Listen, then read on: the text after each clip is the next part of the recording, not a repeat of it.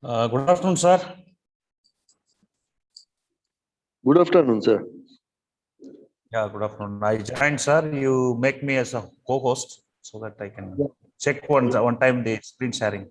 Yeah, I'm making a co-host. Please wait for some time, sir. The participants are joining. Okay. Yes, sir. Yes.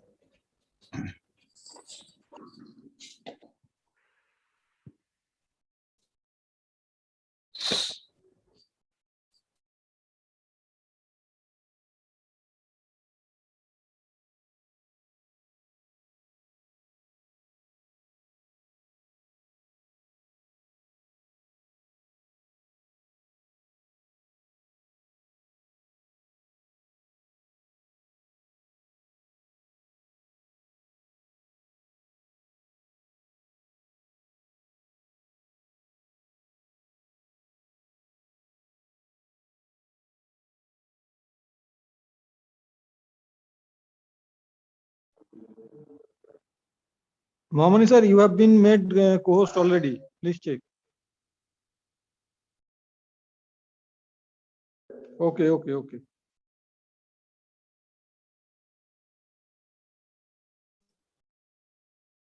Yes, sir. Sharing is going Yes, sir. on. Yes, sir. We will Yes, check sir. the movement of screen. Yes, sir. I think it is moving. Screen is moving now, sir. Yes, sir. It is moving. Yes, sir. Okay, sir. Good afternoon, everybody. Our speaker has already joined. We will wait for 5 more minutes and they'll begin the program.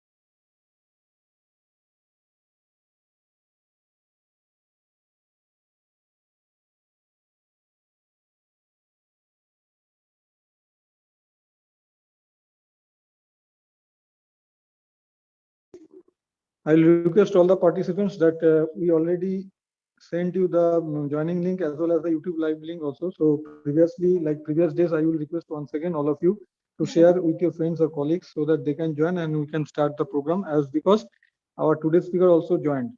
Okay, please.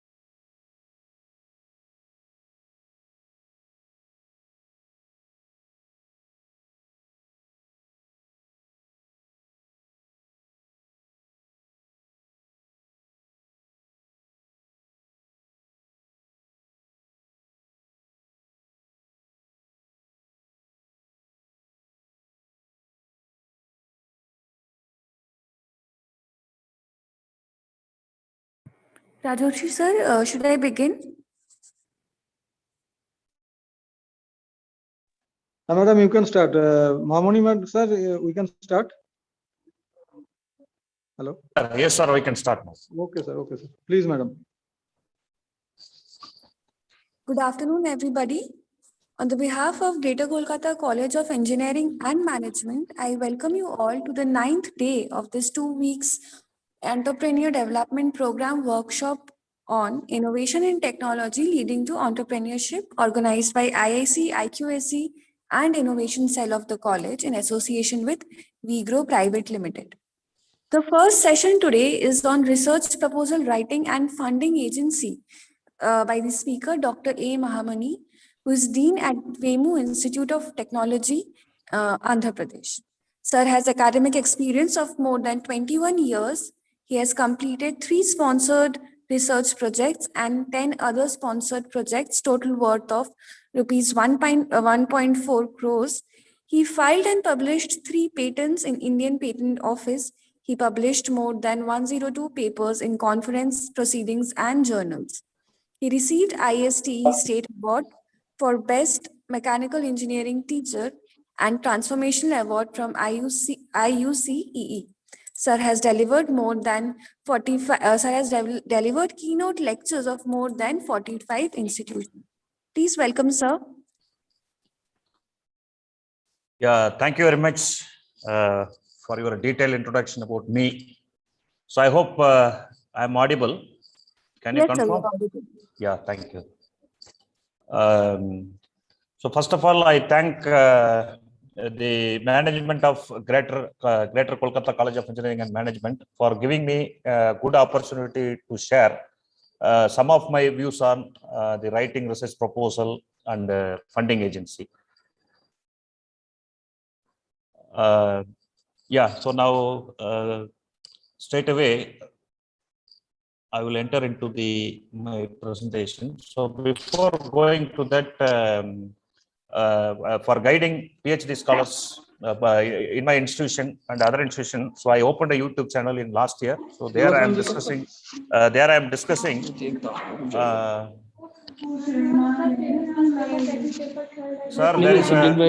is a voice disturbance. Sir, please mute. Participants, I request you to mute yourselves. Sir, Yeah, please continue. yeah, please. So this is the channel name. So there I am discussing about research work publication, so I am sharing how to write research proposal, sharing various funding agencies, and I am talking about mainly the journal indexing, Scopus indexing, SCIE, so like that. These are many videos are there.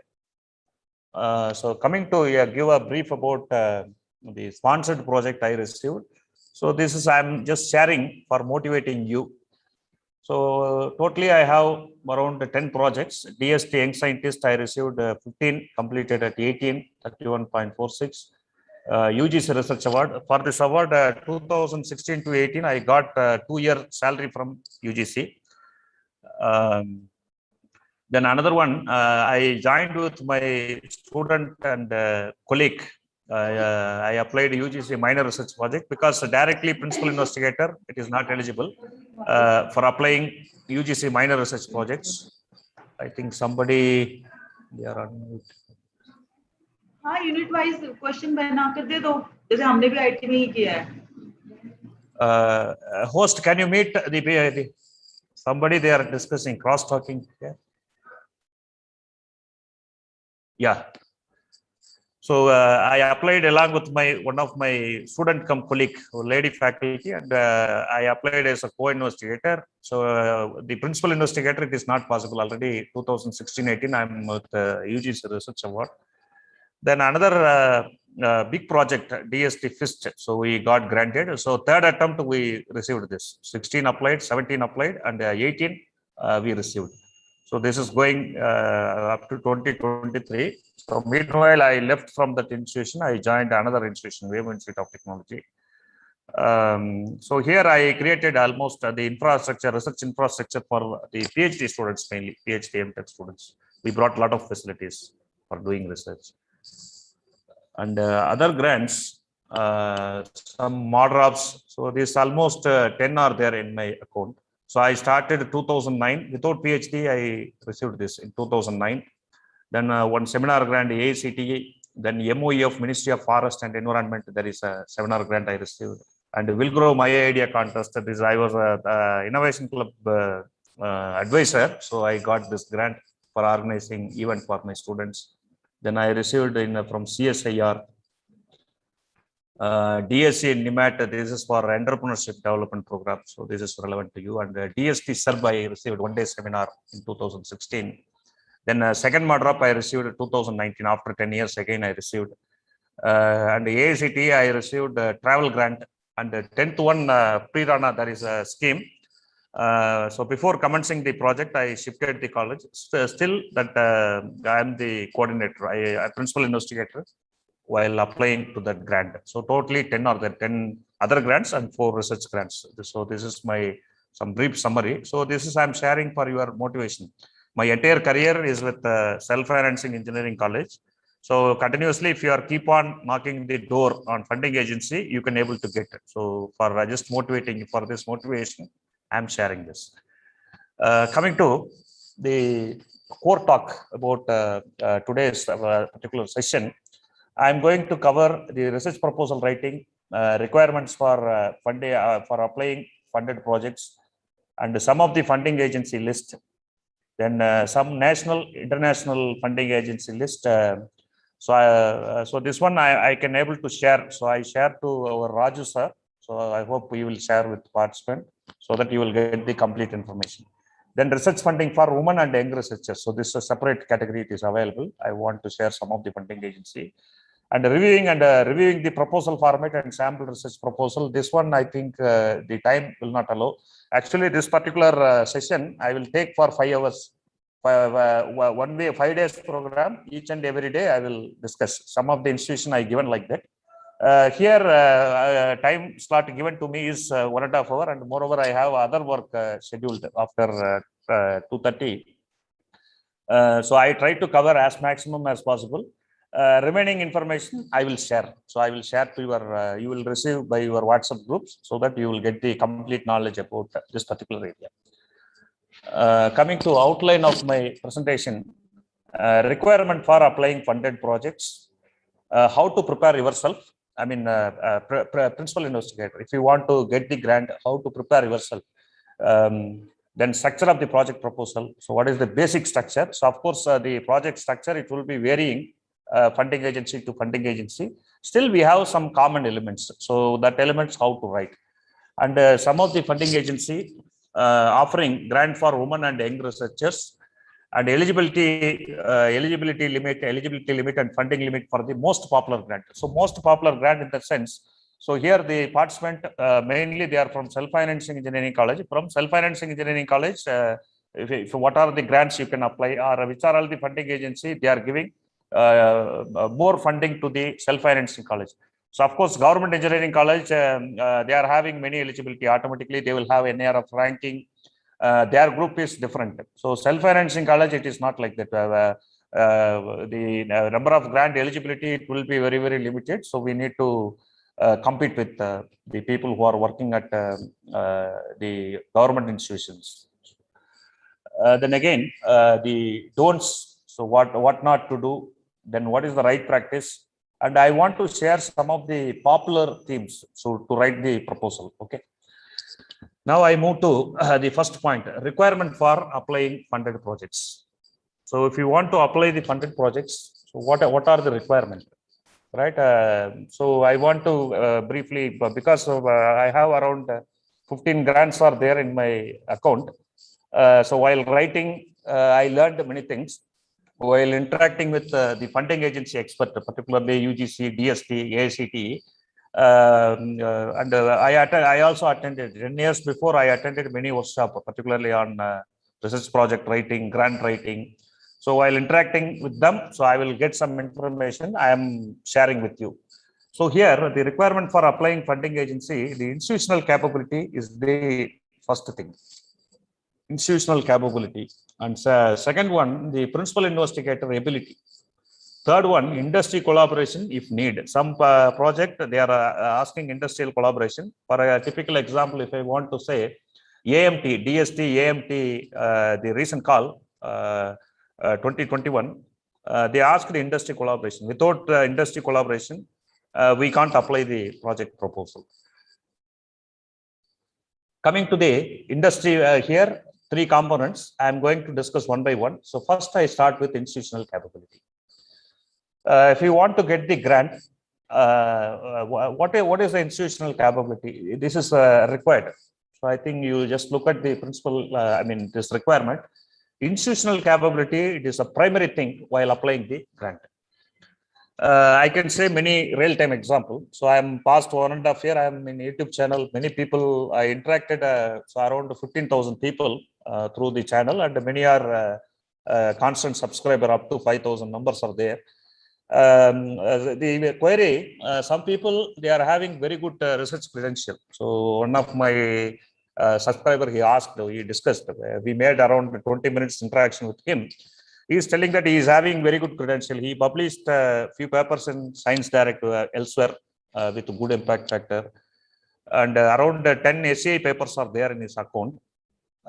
He is keep on writing the proposal, and he is unable to get it. He is asking, Professor, why I'm having very good research credential. I can able to write a good quality research proposal. I can able to do also. But still the funding agency, they're never giving opportunity to me. So every year I'm keep on writing, but I'm not getting shortlisted. My proposals are not considered. Why? Is the main question they asked. So again, I discussed with him. He clearly said that he is working from one self-financing institute. That engineering college, it was started 4 years before. He became a HOD, right? He is appointed as a HOD and doing. So that 4 years institution, 4 years age of institution, generally they will not give. So they will expect some standard. So once they are giving funding to that people, college, it should be available for at least 3 years, 4 years after funding. Right. Meanwhile, that college is getting closed. Or I know what is happening in engineering college all over the India. So everyone know, because all are self-financing engineering college teachers. Because of that institutional lack of institutional credibility or institutional capability, he is not able to get it. So that may be the important reason he is unable to get, though his profile, research profile is very good. So here, institutional capability, what they will expect? First, NBA and NAC accreditation. So they are asking. So end of the proposal, they are asking online application, whether it is NBA, NAC. Some funding agency, they are asking. Suppose if you are going for FIST and other proposal, they are asking to upload the NBA copies, NAC accreditation, scanned copies. Then autonomous status. Autonomous status, it is no way connected. Affiliated and autonomous, there is no much difference. That still they are asking some grants. So particularly UGC, CP, Center for Potential Excellence, they asked the autonomous status. They have updations. Autonomous status, I think, whatever the industry need, we can modify the syllabus as per the convenient. So that one, we have a formal way. So a board of study meeting, then getting approval from higher end, then doing. So that provision is there. And 2F12B, if you want to apply any grant to UGC, so 2F12B is important. So any institution, those who are not having 2F12B, so please apply and get it. So I think there is no inspection for this. So I think otherwise, if they are coming for autonomous institution, they will verify the things. And another one, the NARF ranking, this is playing very vital role nowadays. So they are giving NARF ranking in many categories, universities, engineering colleges, like that. So NARF engineering, NARF ranking, they are particularly asking. I can able to see, I can give some precise example, like some grants like the information security. So previously it is called a different name.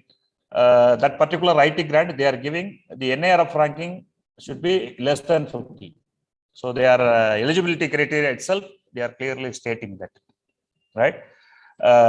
So that proposal also I'm going to show.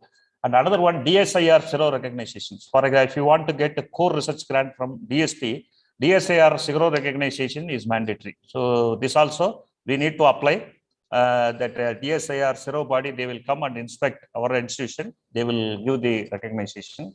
So the advantage is we can get some of the grant. We will get this is the eligible criteria. First point, and second one. So once your institution is DSIR zero recognition, you need not pay the GST. They are giving only 5% tax. They will charge. So need not pay 18%, right?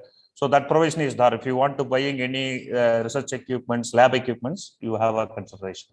And another one, Center for Potential by UGC. So of course, this is another recognition for from UGC. So this also we need to apply. And they are in this grant, they are asking CPE. They are asking the forwarding from your affiliated university or whichever university we are under. Then some institutional capability. For example, particularly a grant like FIST, Infrastructure Facility, they are asking PhD Research Center. So I applied personally to the PhD Research Center. We got some research scholar. So I am writing proposal. I need research facility for my students who are working in my research center like that. Some grants, particularly AICTE Research Promotion Scheme, without PG course, they won't give it. They are some engineering colleges, they are not having PG courses. They will not get it. They are not eligible, of course. So that rule still it is continuous. And another one, basic research facility, some basic research facility for the students' project or something. Then computing and digital library, computational facilities, digital library. Then nowadays they are looking at the ARIA rank also. So ARIA rank, this is given for the innovation and the entrepreneurship ecosystem assessment, but some of the grant they are considering. So this is the institutional capability. So before applying to the grant, any grant, so we need to prepare ourselves, right? Even so in the previous college I joined, so I contributed for NARF ranking, DSIR zero recognition. So I returned the proposal, submitted, faced the inspection, CPE, PhD Research Center, right? And even one NAC renewal also I contributed personally. So if these facilities are not available, so it is our being a principal investigator or senior faculty, it is your role. We need to work on this and get the proposal. For example, if you want research funding, more research funding, so we need to work for this. So getting institutional eligibility, then we need to go. So personal eligibility is different. So that it is in our hand. But institutional ability, we need to work for this, right? I worked for almost all the recognition. So later on, we started to get the grant. So next time, I hope you can understand. Next, I go to the principal investigator ability. If you look at some of the institutions, so I'm having another experience also with the principal investigator ability. I have seen some institution, it is around a 25-year-old institution. One of the faculty, that institution credential, everything is there. They have all the credential, institutional credential capability. But he is also applying, repeatedly applying, but unfortunately, he is unable to get any funding. So all grants are getting rejected. So there also, if you look at his profile, personal profile, investigator profile, if you look at his, he published some papers for his PhD degree, right? Later on, there is no research. So for example, 3 years before he completed, so I interacted with last month, 2 years before, 2 years before he completed his PhD research, those days he is having publications. 2018-19, he is having some publication. Later on, if you look at 2022, nothing is there. There is no publication. 2019 up to 19, all publications are closed. Later on, there is no publication. So this kind of people also, they are not giving. So they are thinking that this fellow after PhD is not doing any research. Research-wise, he is not active. So they will think principal investigator profile. He will look at very carefully, right? Because we are once the funding is released, the principal investigator is able to do research and publish papers and file patent. So this basic things they will expect. So 3 to 4 years, if he is not having any publication, so definitely the funding agency, they try to deny. And second one, the publication in peer-reviewed journals. This is important. Already I said. So if you want to knock the doors of funding agency, he is supposed to have 3 to 4 SCI papers. So SCI nowadays it is called SCIE with good impact factor. then only if you are knocking your door with this, your institutional capability is there. If you are going with a good publication and knocking your door, then only, so they will at least consider for you for giving the grant. So this peer reviewed journal is there. So one more case also we have seen, and I checked with the investigator profile. His research background is very poor. Poor in the sense, so almost all the article it is did the paid journal. So paid journal means paying some 25,000 and publishing. So this one, of course, one or two in your profile it is okay, but everything is a paid journal. Then they will look at in different way. So this one it is not officially available. Paid journal, free journal. This category it is not available. While interacting with funding agency scientists, so we got an opportunity to interact with some of the funding agency scientists. Some of the project review meeting, it was conducted in our institution. They will come to Tirupati and they stay. So we will get the grant and we will conduct that meeting, so that we will get an opportunity to interact with very many experts, many DST experts and other experts.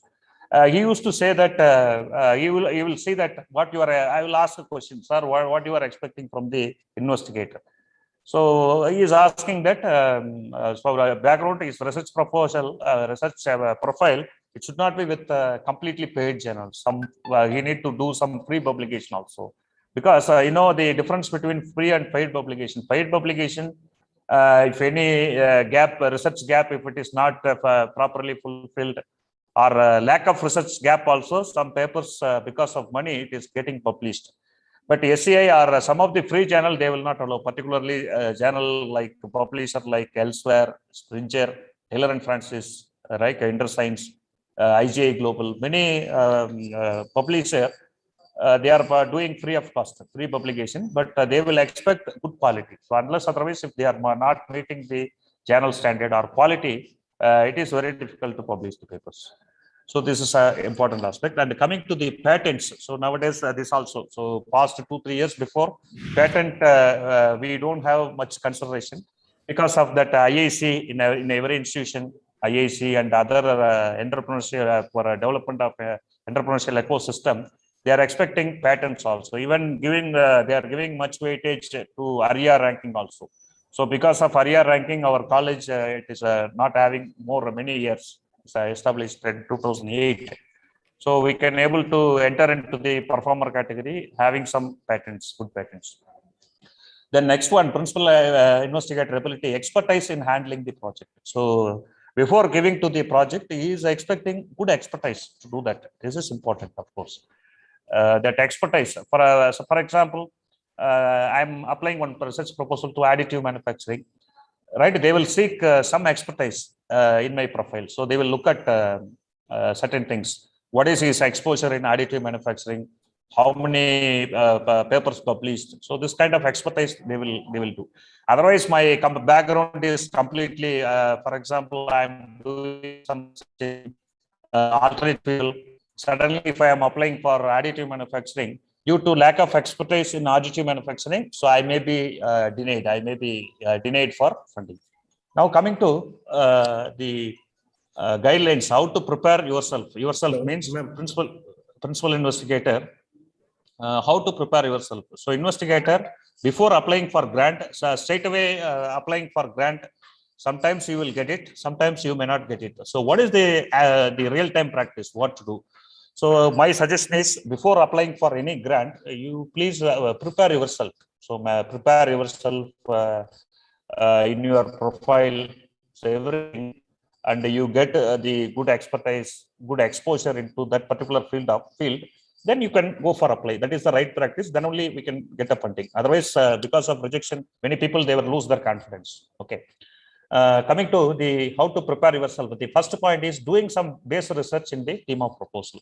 So almost all the proposals, right, I used because I am applying from self-financing engineering college. I did some basic research, then I received the proposal. For example, you take my own history. 2011, I completed in my supply chain management. My area of research is supply chain management. I think it is the industrial engineering field. 2011, I completed my PhD, and 9 I submitted. I got a 2-year delay to get my degree for award and viva. Meanwhile, that 2 years gap, once after submission of my thesis, I started to work with composite material. So I am from Annamalai University, Tamil Nadu. Their composite material, many people, many professors, they used to do their research for their PhD, and they have some good facilities for the composite material research. And they have a MOU with some RRL Trivandrum, Regional Research Laboratory, Trivandrum, Composite Material Division. So that exposure helped me. So once after completion of my thesis, immediately I started work with the composite material. I published many papers on SAE. Now that impact factor, it is around 4.5 something. So I published many Scopus papers. Later on, I applied the research project. Then I got. Right. Previously, my area of research is supply chain management, industrial engineering. So from industrial engineering, suddenly I want to do. So my problem to apply any funding agency, industrial engineering, it is a supply chain management. So that is the industrial engineering, core industrial engineering. Whenever we are writing any research proposal, they are asking the industry collaboration. So I am working in one self-financing engineering college at near Trichy. Industrial collaboration. So I know the DST everywhere. I checked with some of the industries. So while interacting with them, so we should not say some of the industries, I don't want name. They are telling that we don't want you any research collaboration with institutions like you and who are from self-financing institute. So we will make a collaboration with some institution with national importance like NITs, IIT, reputed institution, not like you. So I tried for 6 months. Later on, I closed this supply chain management. I closed my research with that, with my PhD. Then I started to work with materials. So there, without industry collaboration, I can able to secure the grant. So you look at my research list. I mean, the project list I given. So almost all the 3 projects are from composite material. So that day it is very good boom. So I can able to secure. So these are the grant, everything I achieved because of my publication on composite material. Then SEI publication in the theme, this is important. Composite material, I have 6 to 7, at least 6 Web of Science Index journal. And out of those, 2 papers are with more than 4 impact factor now. So that helped me to get some research, research projects. Then good publication record in past 5 years. This is very important. So whenever many of the funding agency, while asking investigator profile, they are asking your publication record in past 5 years. So that means what? So I given one example. Past 5 years, for example, I received my grant in 2016. Right, 2016 I received a DST Young Scientist grant. 2010 onwards, I started working with the composite material. So 10 to 15, I published many papers, more than 10 Scopus paper I published in the composite material. Then I applied, then only I can able to impress upon them. Past 5 years, 10 to 15 I applied. In the year of 15 I applied, 16 I received. So this is the history. So, and again, the active research in past 1 year, this is important. The very active research. So, for example, 2022 now, if you want to apply for 2022, if you have some 2 to 3 Scopus publication or 1 or 2 SEI publications, that will add value to you. Then again, the proposal should be within the specialization or area of the thesis. Sometimes they will ask, generally they will ask, you don't ask me, you are from supply chain management, industrial engineering, how you got grant in composite material. For that, I exclusively worked for composite material for 5 years and I received. Otherwise, my suggestion is you need not switch over. So because of constraint to get the project funding, I changed it.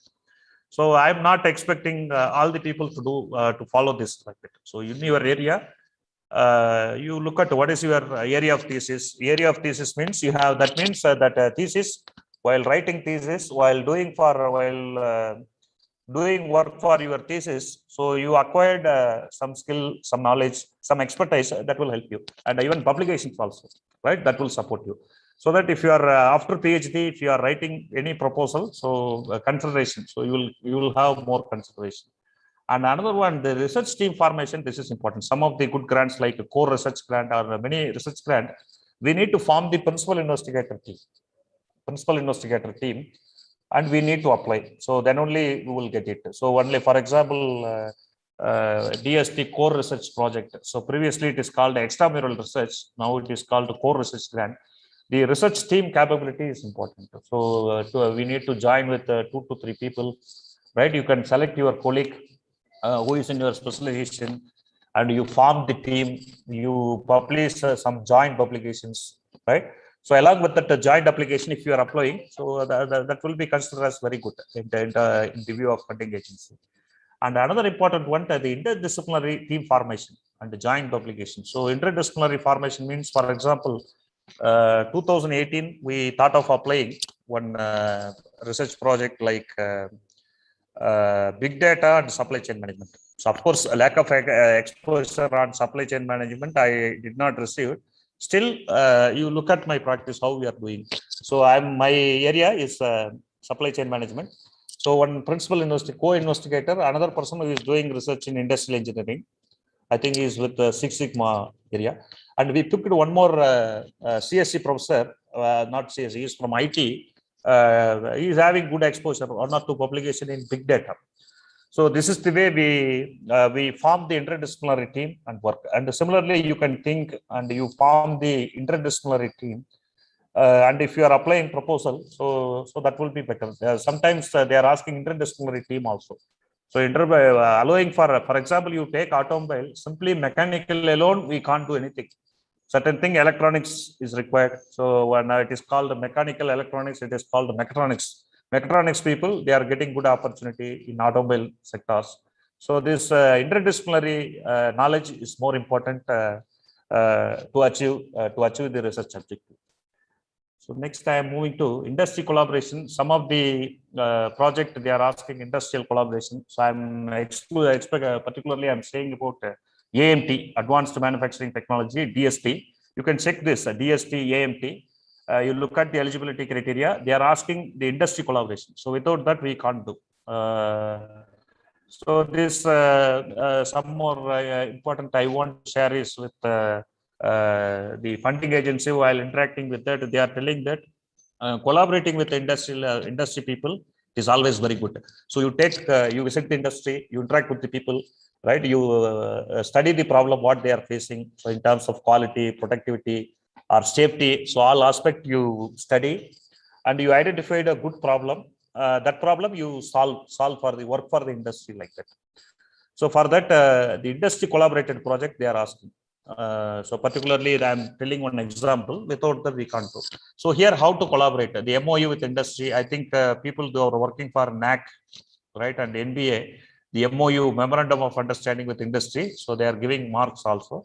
Anyway, that MOU collaboration it will give. An industry collaborated project in some of the small scale industry we can do.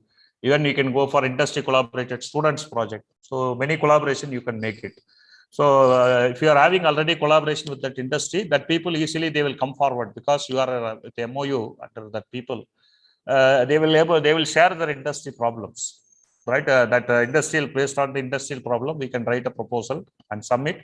We will get the funding. So this is nowadays it become mechanical, particularly mechanical, industrial engineering, and the AMT proposal. Definitely it is very useful. So recently I searched for some industry collaboration. I thought of working with additive manufacturing. So recently I completed a PhD in wire arc additive manufacturing. With that exposure, I applied because of that additive manufacturing area, I am unable to get the problem into that particular industry. So two industries, our department have mechanical department have MOU with that industries, but they don't have such problems like in the additive manufacturing. So again, because lack of exposure, after call came, then we gone and interacted. So now we are starting that process. So we are preparing now for AMT proposal. We will get the problem, we will write and we will keep it in our hand. So because the proposal date of call and deadline, so maximum they are giving 15 to 20 days. So for getting industrial collaboration, everything, it is not at all possible. So first time we failed, this time we are interacting with the people. So proposal, everything, we will keep it ready before the call comes. Whenever call comes, immediately we will apply. So this is the way we need to proceed for industry collaborated projects. And now I coming to the structure of the proposal. Of course, I'm going to share one sample proposal to WhatsApp groups. I hope Rajesh sir will help you to share all.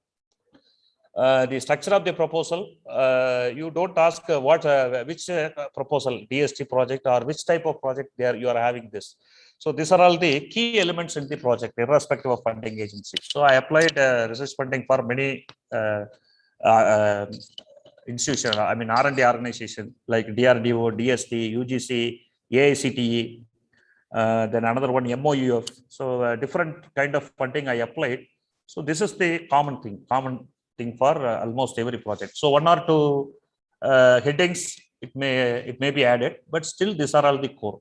So first one, title of the project proposal. Somebody will ask, sir, what is this? So anyway, I'm going to do it later. So just the structure of the proposal, title of the project, introduction, literature review, research objective, methodology, timeline of the project, expected outcome, targeted user, usefulness to the stockholder, budget requirement. These are all the structure. And this is varying depending upon the funding agency. So one or two maybe new, right? Like that. Coming to structure of the proposal, the title of the proposal, somebody will ask me, what is their structure of the proposal? So what is their professor? We straight away we will write the objective of the project proposal, main objective. I will write it as a title. What is there? What is wrong with that? Right here, the title of the project also it is very important. So I'm going to explain how to do that. So you do the project like 10 to 15 words. So I'm going to sample some of the sample projects to you, with you. At least the title I'm showing some of the woman scientist project something. The 10 to 15 words, it will be very good. Otherwise, what happens? Somebody they will write, I'm R&D coordinator in this institution and previous institution. I worked for around 7 to 8 years R&D. Some woman scientist proposal or some proposal, they will come with the project title, 4 lines. It will be available for 4 lines. Before completion of title, before studying the title, if I will get tired. So they will write like this, 4-line title. So that is not required. So the right practice is you write with the 10 to 15 words. So maximum 15 words, you complete your project proposal title. So that also how to do, that is important. You look at the next word by covering all the keywords. So we are research proposal. You know, the keywords means in research article, after abstract, they are asking the keywords, you know. So same keywords, same thing for even publications, I mean project proposal writing also. We need to connect all the keywords and form the title. That is important. Connecting all the keywords and forming the title. That also within 10 to 15 words. The 15 words, it will give you form the meaningful title, so that impress the examiner. So initially, while giving title of the paper, so at 2007-8, I used to struggle this. I mean title formation. So I also, if you look at my old paper, the title it will be with the 2-line, 2.5 line like this. So later on, I thought that by interacting with some experts, so attending various seminars, webinars, I understood that giving the long title, it is not good. So people, it is very difficult to impress upon the people. The right practice, what I will do is, I will see the Science Direct website. I will open the Science Direct website. For example, in my area, I just go for Google search.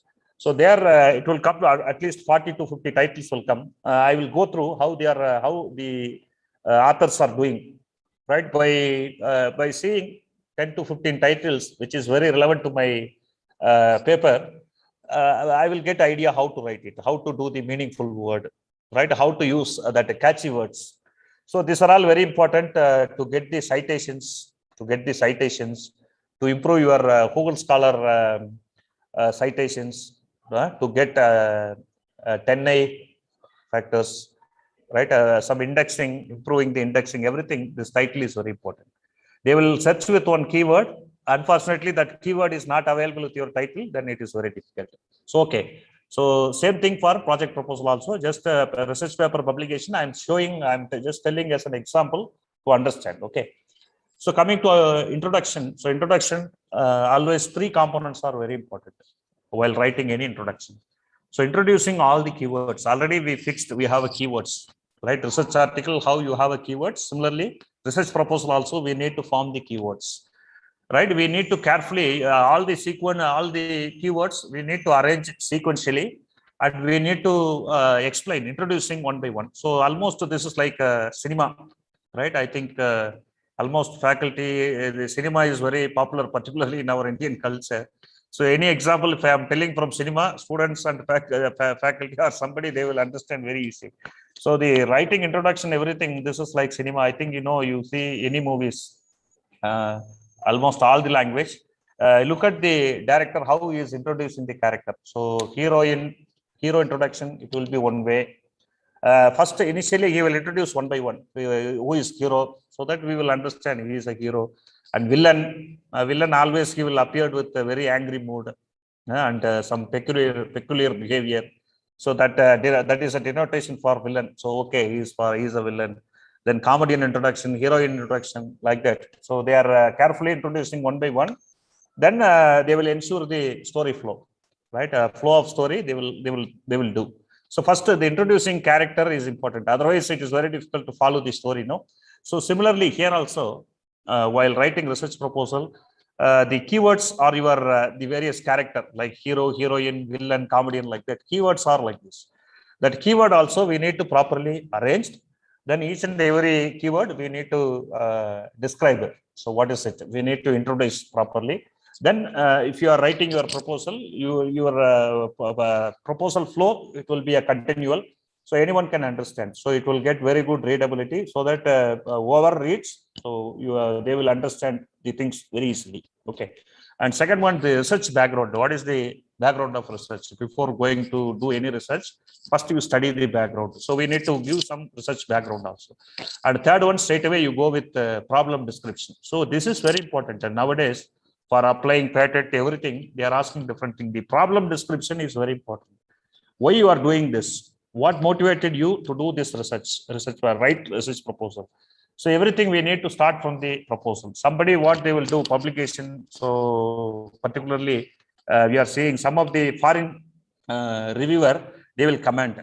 So they will give more importance to the problem. First problem, then come for your solution. So through solution, your research article, you are describing that solving the problem, how you solved, what result you got it, whether your problem is completely solved, like that. They will look at the problem. Somebody, what they will do is, some of the people I am saying, even research scholar, PhD scholar, without having proper problem, they will write straight away. They will write the research article. Later on, you will try to fit it. So this particular paper, it will help for this application, that application, like that.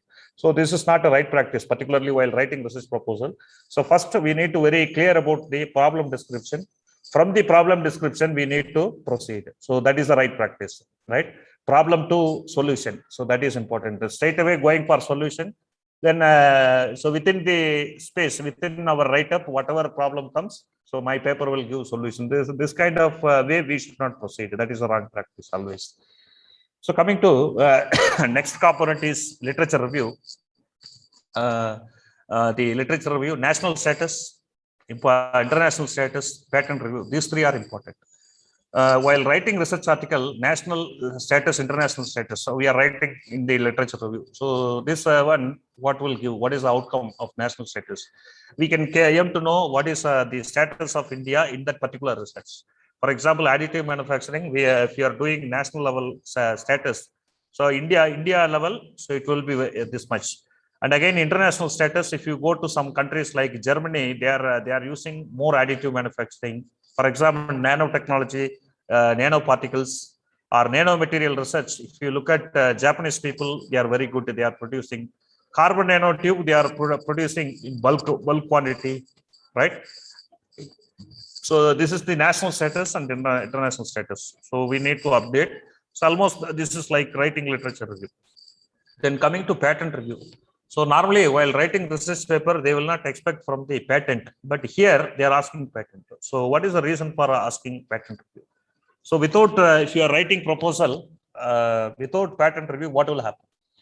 For example, I am doing one research, right? Additive manufacturing by using some welding process, wire arc additive or some other welding process. Unfortunately, there is no papers in this area, both national and international. But we have patents, 2 to 3 patents are available. So that time, if you want to, patents are there, but there is no papers. So that time, if you are doing research, it's not completely fulfilled. Already, your problem someone is doing. So already the problem already it is going on, or somebody is doing. We will not get any literature gap. So that we need to look at the literature gap in, literature gap and patent gap. Both are important, both are required. Particularly the writing research proposal, right? Sometimes they will look at the patent review also. Some for your area there is no research article, right? Even though you will not get novelty, so that novelty it will be allowed for research article. Publications, but the project publications they are asking the patent gap also. Somebody they are doing research and filed the patent. Same thing if you are applying for research project, then they will not give. So patent review also important. Now coming to the research objective. So of course, the research objective, it is called as the hero of the project, hero of the any research project proposal. So this also some people, they will do some, what to do, they will do some following some wrong practices. One is the first requirement is we need to give a very clear statement of objective. So clarity on the project objective is very important. So every funding agency or any reviewer, straight away they will look at the objective. What is the objective of this particular proposal, right? And second one, 4 to 5 objectives. You can go for because your project duration maximum they are giving 3 years or 2 years. So within that 10 objective, 12 objectives, it is not possible. So we can go for 4 to 5 solid objectives or major objectives. So that is good enough for 5 years. Or 2 years project, you can go for 2 to 3. So this is my suggestion. I used to see some of the research proposal from women scientist scheme, some other scheme. Somebody they will come for review. They will show the research proposal. If I am going through the proposal, they are writing 10 objectives. 10 objectives for 2 years or 3 years. So it is not at all possible. So that we are giving some overcommitment to the people. So sometimes it may not be fulfilled. So many constraints are there doing research grant, but still for 4 to 5 objective is reasonable. So I am advising you don't go for more than 5, right? And again, coming to the methodology. So methodology means, objective means what to do. Methodology means how to do, general, in general, right? What to do, how to do. So methodology, it's how to do. Here, the way of achieving each objective, that one we need to describe in the methodology.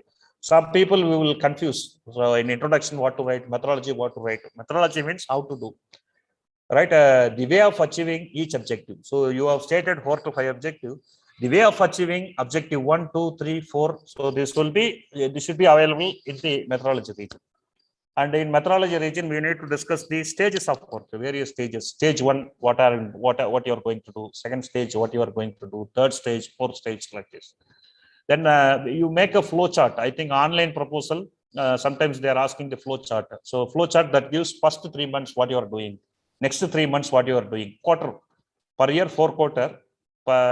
Each and every quarter what you are doing, each and every 3 months what you are doing, right? What is your activity? So that need to clearly clarify in the flow chart. And coming to describe your method of data collection. So method of data collection, generally I am a researcher, I am doing composite material and listening. I will get my data from the experimental work. So I will conduct experimental work, I will get the data, right? I will get the data. That data I'm doing analysis and I'm giving the conclusion, I'm giving the result. Some of my friends from MBA department, management science department, what they will do is they will conduct survey, preparing survey format, circulating to various people. They are from the survey, they are getting the data and they are using for the research. Okay, so many data collection getting from experiment. Some people they will get the data from simulation, right? Simulation, experiment, survey. So many ways are there. So we need to describe whether you are going for survey, whether you are going for experimental work, whether you are going for simulation work, or sometimes I am going with the simulation with the experiment like this. Then describe your method of analysis. Somebody they will simply say method of doing work. Method of analysis also we need to do that. So your method of doing research is good, but the analysis of your research, right? Your method of analysis is not good. Your analysis is not adequate. Then it is very difficult. Okay, so that also we need to clearly describe in the methodology. Timeline of the proposal. Here it is already available with the many proposal. Timeline of the project proposal. Chronological order of activities proposed in the project. Chronological order. And the duration of each activity. So you can explain with the Gantt chart. So Gantt chart means it is used for scheduling. I think mechanical faculty member, they can know Gantt chart, scheduling. Then I am giving a typical example. So how I will write is, in one of the minor research project, I followed this. So literature updating and experimental design. Second stage, material synthesis and characterization. Third stage, equipment purchase and commissioning. Fourth one, experimental work, result analysis, publication work, report preparation work. This is what the structure, I mean timeline I given in one of the project. So here somebody will ask, sir, why not you put literature review instead of literature updating? So literature review, while writing the proposal itself, you are doing literature, you are looking literature gap, you are looking patent gap, everything. Then again, you are submitting your proposal. So submission to sanction, it will take 6 months to 1 year. So what I need to do is I need to update. So already, for example, I am applying the project at 2022. Now I applied. So 2022, I updated all the literature and I written the proposal. So if I am getting grant at 2023, I need to update past 1 year from 2022 to 2022 to as on date, what are the updates happened. So that updation I need to do. So here somebody, they will put literature review again. So that is not wrong practice because literature review already you are writing in your proposal. So again, here you need not write, right? So this is the typical, I am giving my own example, how I am writing. So coming to expected outcome. So expected outcome, it will be publications, patent, solution for the problem. So nowadays people, they are expecting patent also through the research grant, right? Patents also. So patent means now they are using some scales for assessing the innovation. So assessing the innovation, I think faculty member, you know, TRL level, technology readiness level. So the 0 to 3, it is a basic level research, basic research.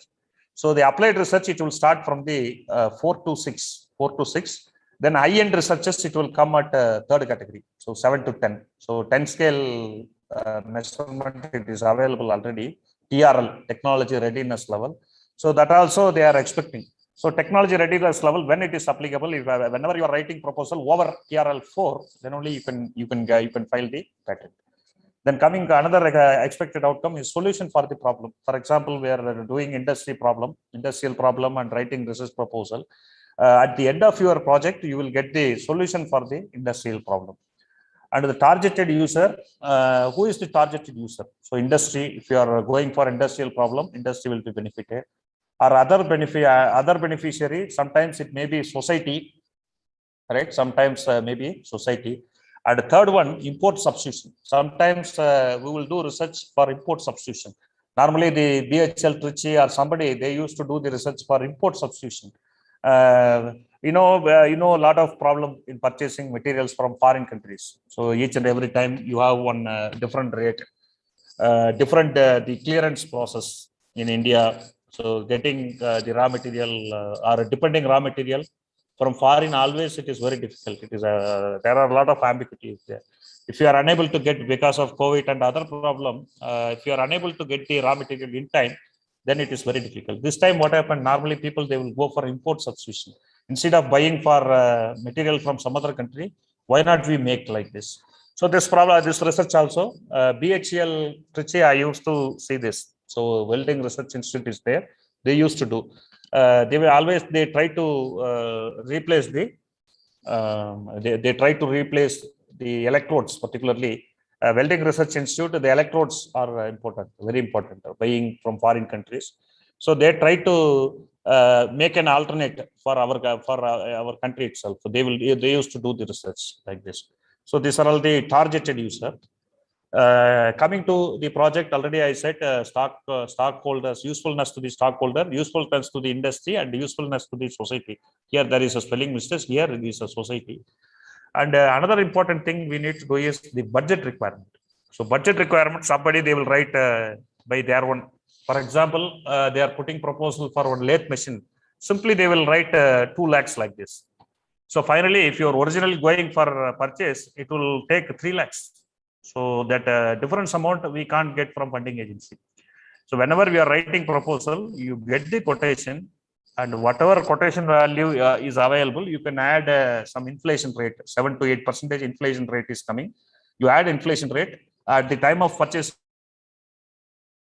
itself. You add GST or everything. Then finally you put the equipment cost. So that is the right practice. Then similarly, manpower budget like JRF, research assistants, technical staff. Then equipment, just now I said, you get the quotation. Otherwise, you go to India Mart, you search, you will get the supplier list. So you can make a phone call and send your email ID. They will send the quotation as per your requirement. That value along with inflation rate plus GST, everything you add together, finally you apply. So straight away giving the cost, approximate cost, definitely it would be a problem. The review grand reviewer, they will see this also. So what extent he is doing budget. Somebody proposal everything, he is having good research background, institutional capability is good, research proposal also so far it is good. While writing budget, if he is writing approximate value, it would be a big problem.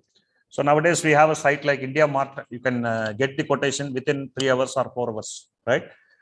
Then consumables, what are the consumables required? So that one you can do it approximately. Then travel, so travel to funding agency for attending review meeting, travel for attending some conferences, travel for field like this. Then contingency means the emergency expenditures while implementing the project, you can add some amount. Then other cost means, so the cost which are not covered under this category, right? Manpower, equipment, consumable, travel, contingency, you can put it other cost. And the overhead cost, normally it will be given to 10 to 15%. So based on the project to project, there it is variable overhead cost.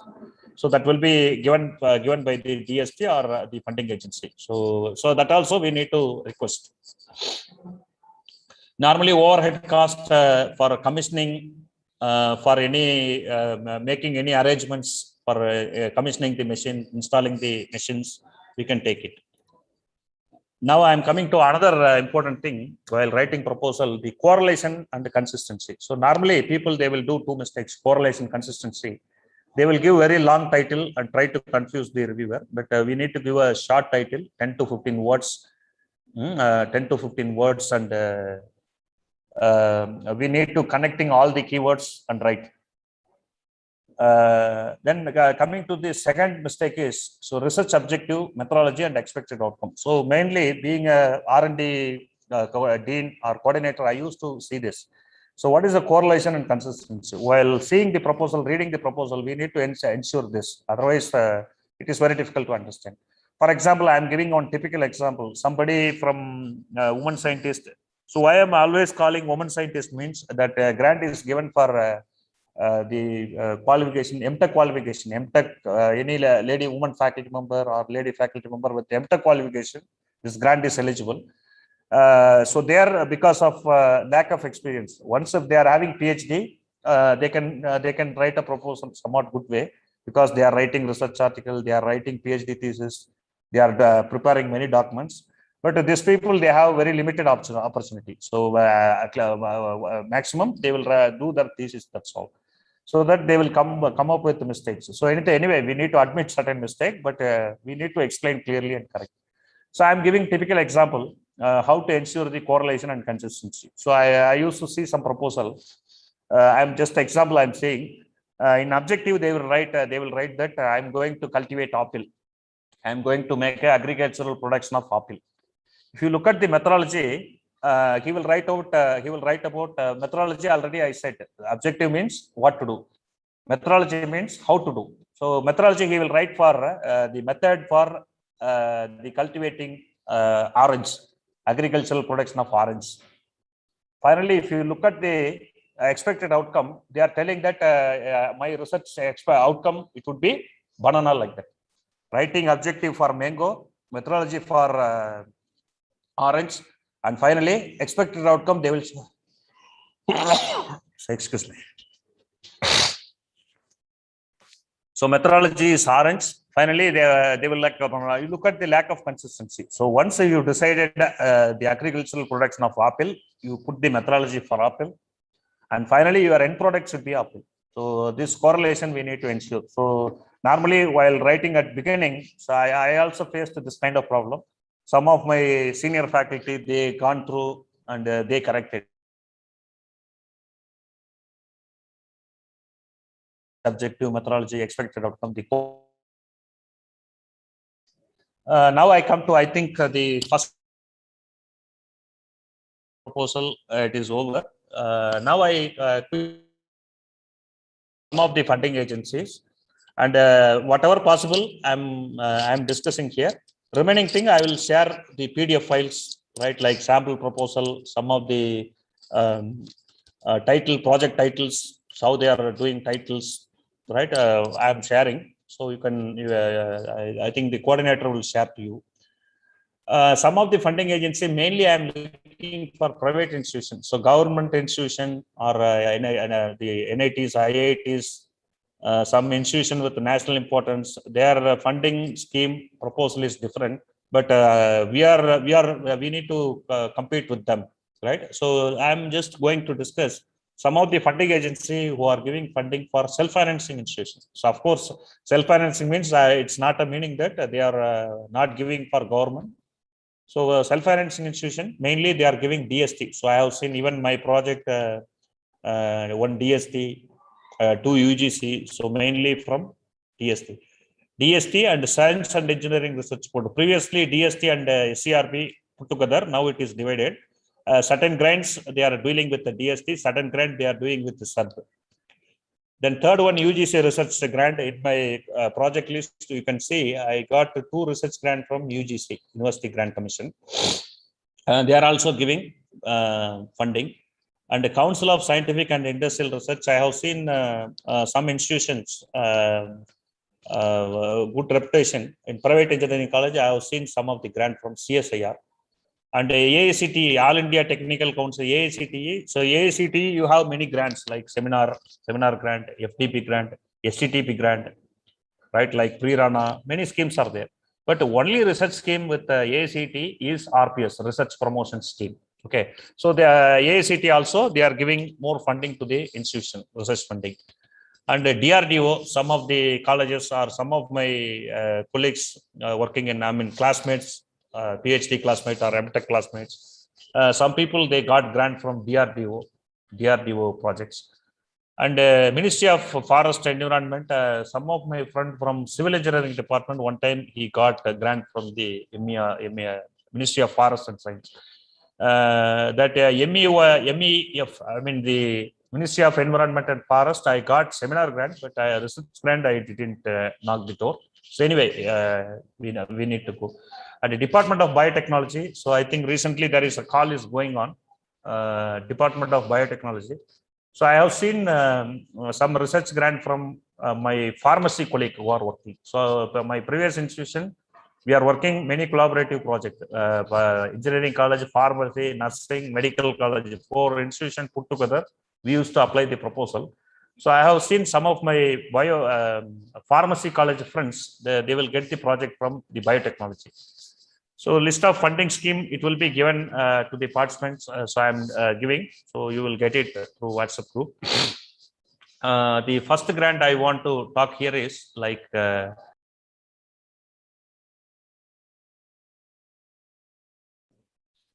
Indian Council of Social Science Research. So here this grant, the call is last September, it is completed. So I also applied one grant. So major project, they are allowing for 2 years. Budget is up to 15 lakhs. Minor project 1 year, 5 lakh. So eligibility, regular faculty from institution, PhD is mandatory and a strong research background. So this is the eligibility criteria itself they are asking, right? So that this background requirement, everything already previously we discussed.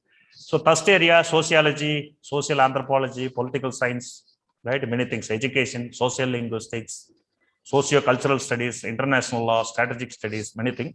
So further information, you can click this link, you can see. This call is completed in the month of September. From our institution for research proposal applied to IC. Yes, sir. And next one, AICTE research AICTE scheme. So already I said AICTE only research scheme is RPS, that is research promotion scheme. So this research promotion also, while working with one engineering college, I got this proposal in composite material. I received the proposal around 8 lakhs. So unfortunately, after completion of, after writing the proposal, I was waited for 7 to 8 months. There is no result. Then I changed the college. Later on, this proposal I got, right, from RPS. So without PhD, I got this grant. Because of college shift, I am unable to implement that project. So that I surrendered to AIC. Otherwise, so one more project it would be available in my account. So here eligibility for RPS. So our AICTE approved institutions are eligible. Full-time regular faculty, we need to apply. Other faculty, part-time faculty, visiting faculty, they should not apply. The primary research facility should be available at the institute. They are not expecting many. And the funding minute maximum 25 lakhs they are giving, recurring 15% and 85 non-recurring. Non-recurring means equipments 85% of 25 lakhs. And recurring means consumables, you can put it up to 15%. So this duration is 2 to 3 years, right? 2 years is minimum, the maximum 3 years they are allowing. Core Research Grant, CRG. So previously it is called as extramural research, DST extramural research. Now it is came to SERP. They changed the name into Core Research Grant, CRG. So here it is a team research project. So PI, co-PI. So co-PI means one PI, 2 co-PI are allowed. So 3 members you form the team and you do some background research and keep some publication. If you are applying this research grant, easily you can get it. So private institution with look at here clearly given private institution with the DSIR zero recognition. So this is what I worked around 1 year, DSIR zero recognition, right? Apply and get it. So without zero recognition, this grant you can't apply. The portal it will not allow you, right? And again you look at the PI and the co-investigator. So all the investigators should be PhD degree, right? PhD degree. So maybe any discipline, science, mathematics, engineering, even MDS. MD, MS, even medical also they are applying. So funding limits, look at the conditions. They are allowing for 3 years. National laboratory and research institutions should share 50% of non-recurring cost of the grant, the equipment cost. So end of the grant, the institution or organization itself, they are keeping all the equipments with them, so that they are asking 50% contribution from the institutions. For project with cost more than 80 lakhs, 50% of non-recurring and consumable cost should be shared by the lab or institution. So this is the conditions. And further information, you will get it. You can get it from this link. And another grant like SERP Empowerment, Equity and Opportunity. This grant is called EMUQ. So this particular grant is allowed for only scheduled castes and scheduled tribal people, I mean faculty members.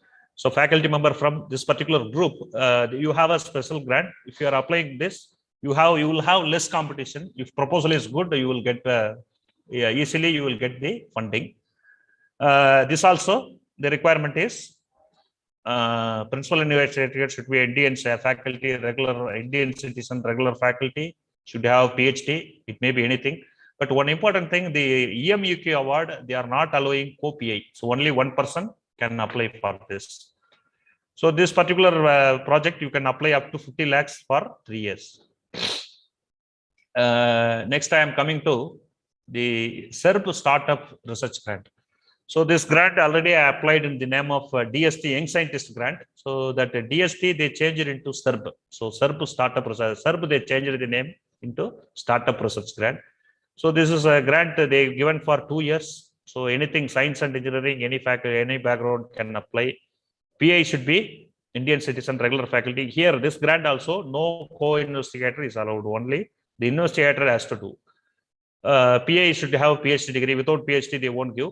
Look at the age limit. So upper age limit would be 42 years. Previously, it will be at 35 for general category, up to 40 for OBC other category. So I belongs to OBC category. So I applied at the age of 38. So I got. So 42 years eligible now. So with the relaxation of 3 years for SC, ST, OBC. So SC, ST, OBC group, they can apply up to 45, and even women also, physically challenged women also, up to 45 you can apply. So in this grant, you can get up to 30 lakhs plus overhead cost for 2 years. 2 years, the duration is fixed. Maximum funding is for 30 lakhs. So another project is Cognitive Science and Research Initiative. Last July, we applied this cognitive research.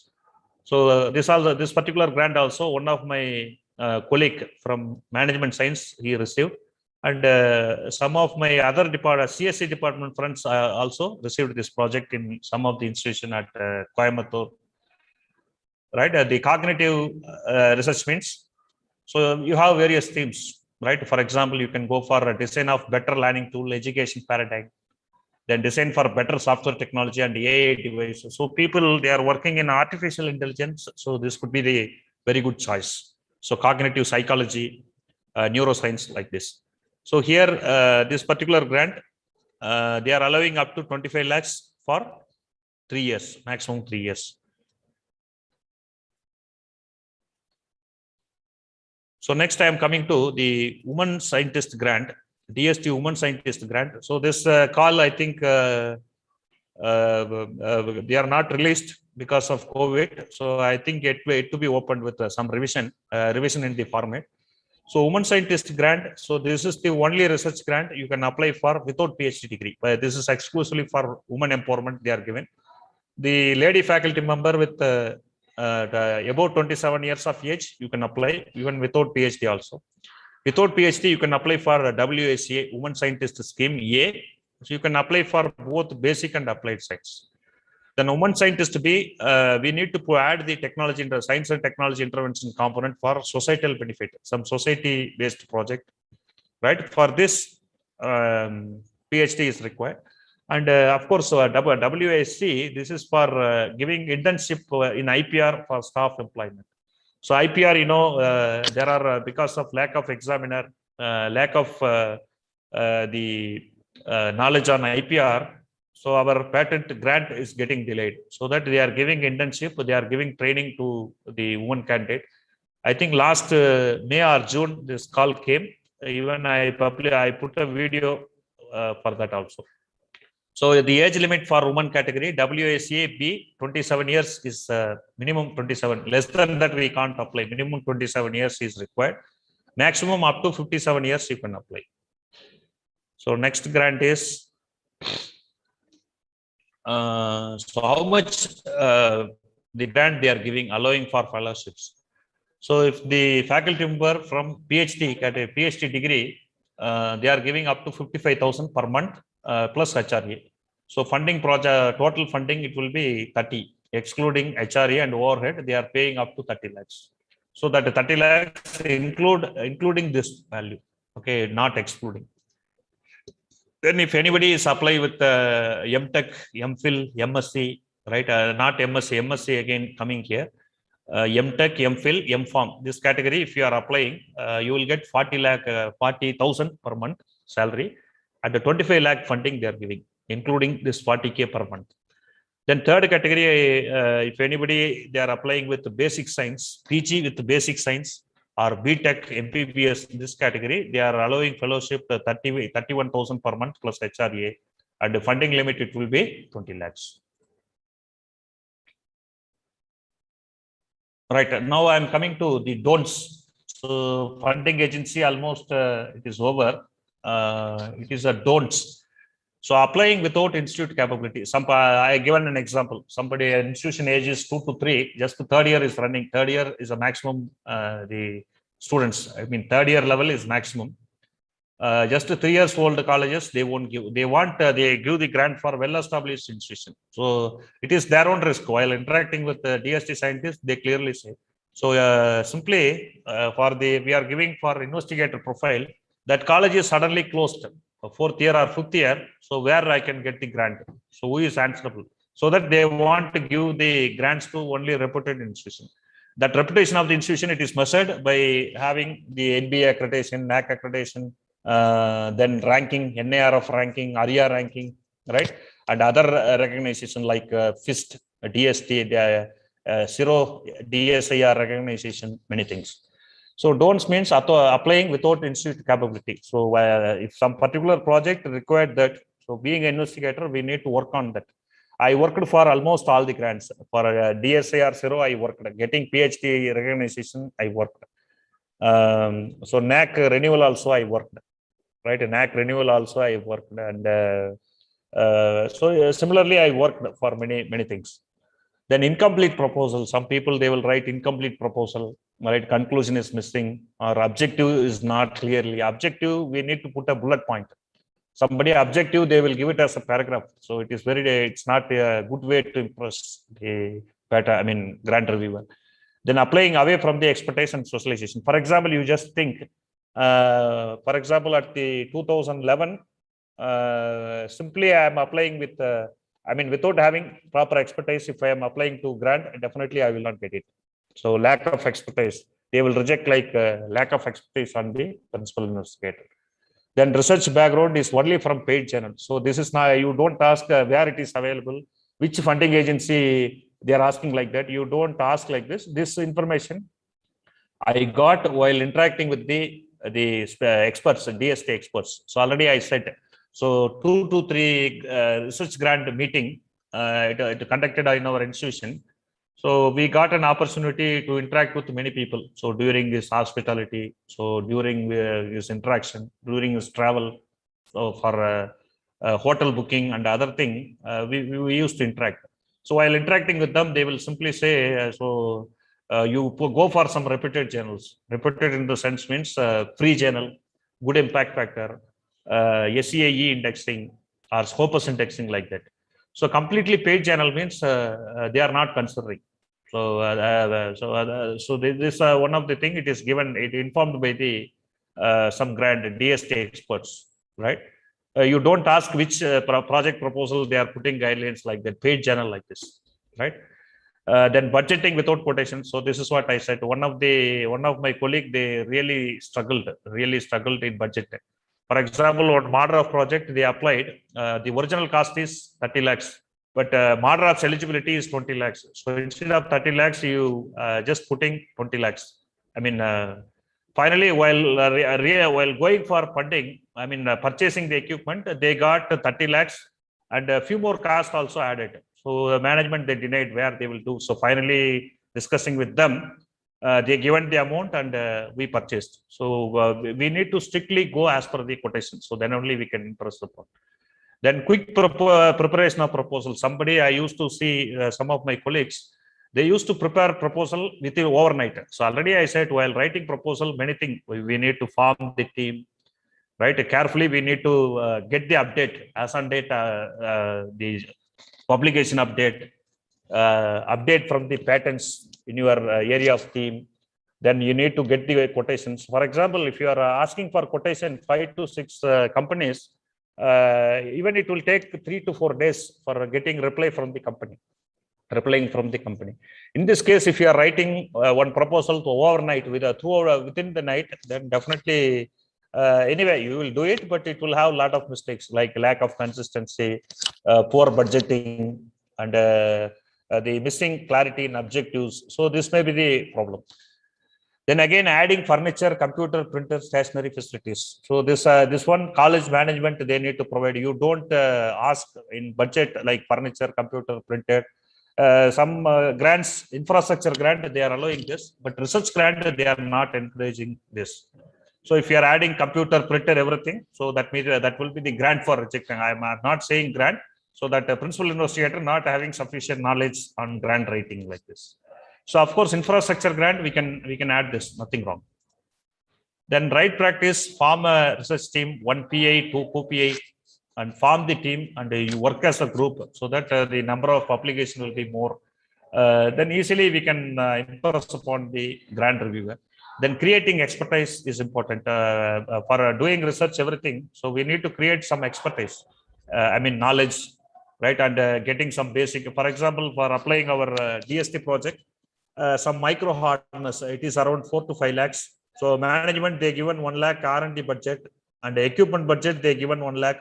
By combining these two, I'll discussing with the management. We got one basic infrastructure. So this is the way we can do that. Publication on the theme, this is important. For example, if I want to apply the proposal on additive manufacturing, I need to have a publication on that. So without that, if I am applying, definitely I may not be considered. Then detailed proposal writing is important. So what is my suggestion is proposal, we need to prepare and keep it ready. Whenever call comes, we make some update and send it. This is the right practice. Right, that's what I am telling. Waiting, prepare the proposal, waiting for a call and apply through online. Nowadays, almost all proposal due to pandemic and other problem, almost all proposals they are asking by online. So online copies. So keep your certificates in online, scanned copies, right? And many things. So online, almost online. Previously, some hard copy submission also there. Now totally it was gone away. And again, one more component I added here, I thought of discussing in the previous slide itself, the plagiarism should be less than 5. This is important. So less than 5 standard, this is followed by the reputed journals like Springer, elsewhere, Springer they are following. Plagiarism less than 5. So otherwise, simply copy paste proposal, directly copying content from web sources and pasting and creating proposal, it will give 100% plagiarism. Therefore, what happened? They won't give, they deny to give. So we while writing grant also, plagiarism is very important, less than 5%. This one again, you don't ask where you got this.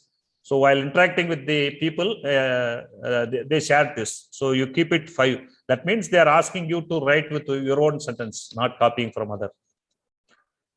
Then some of the popular theme, this also it is available with the content list. Like AI. So some of the CSC faculty member and even mechanical AI also, you can go for collaboration. Then deep learning and machine learning, data science, IoT, quantum computing, blockchain, cyber security, robotics and process automation. Of course, this is for mechanical. 3D printing, additive manufacturing. This is a 3D printing and everything. If you are collaborating with some biomedical background people, so we can write some good proposal. Then industry 4.0, augmented reality, AR and virtual reality. These two, it's a new area emerging. And one more thing, just now I added solution for COVID-19 issues. So developing some instruments, developing some facility like that. And always while we can see the call from any funding agency, these 4 E's are important. First E is energy. So writing proposal for energy. I think the ethanol, there is a scheme. It is available in DST.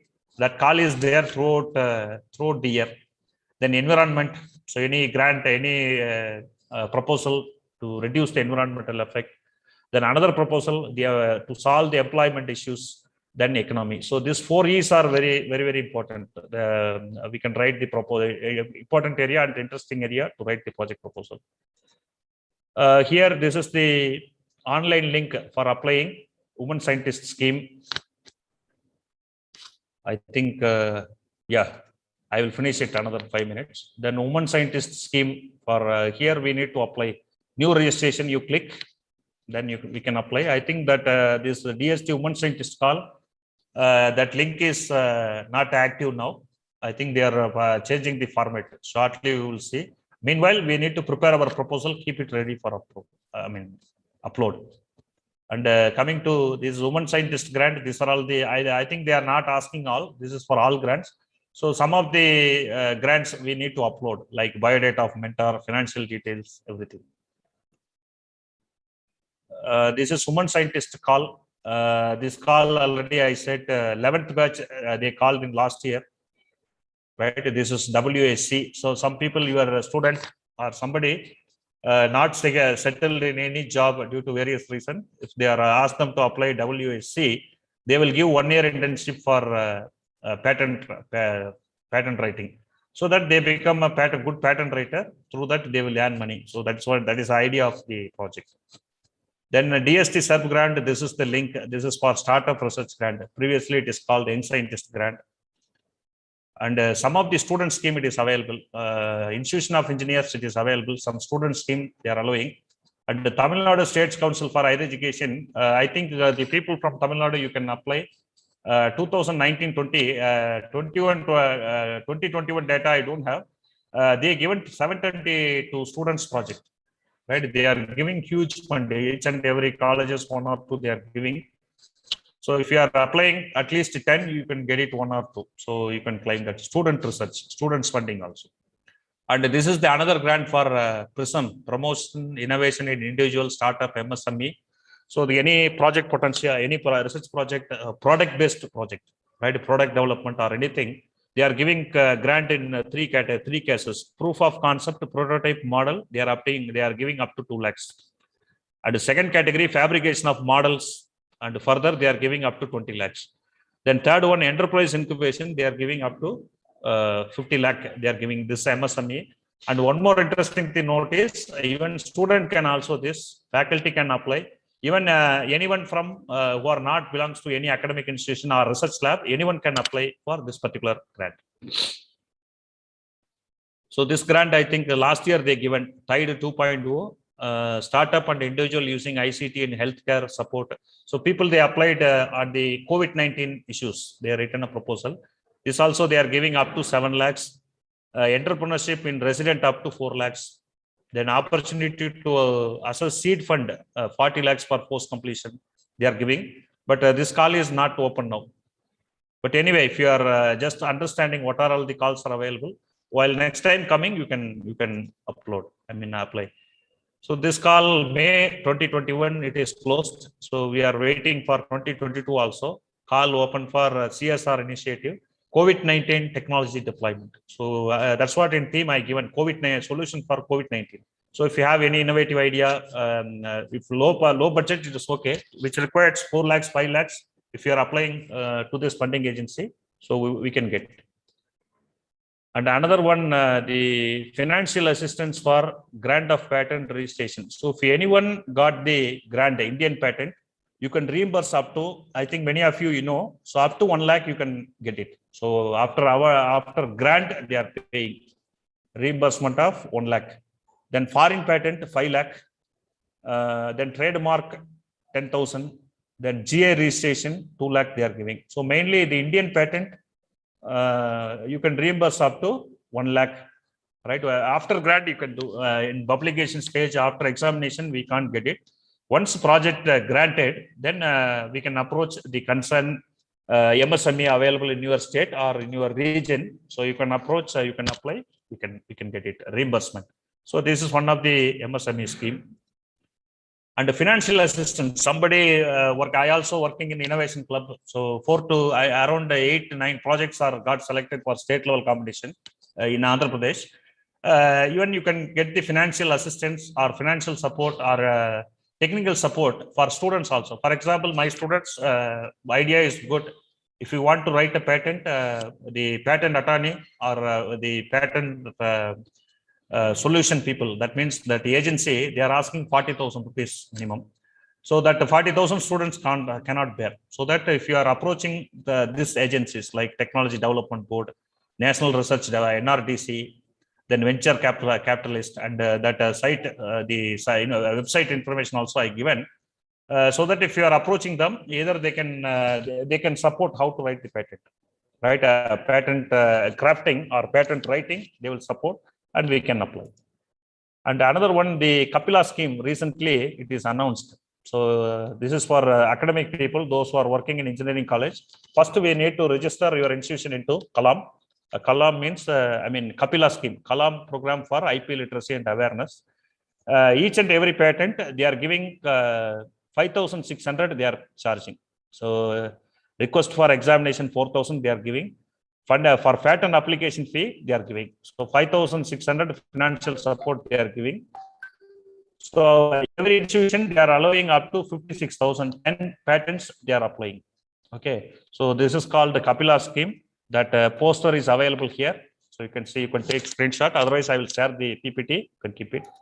And another one, the NIPAM scheme. So this is for awareness program. Any colleges, whatever colleges coming. For example, I am in Andhra Pradesh. I sent an email to Patent Office Chennai. They conducted awareness program under NIPAM scheme, National Intellectual Property Awareness Mission, NIPAM. So every engineering college is available. So it is free of cost. Just apply, sending an email. The patent office, they will allot one patent examiner to deliver the awareness program. It's a 1 hour lecture they will give.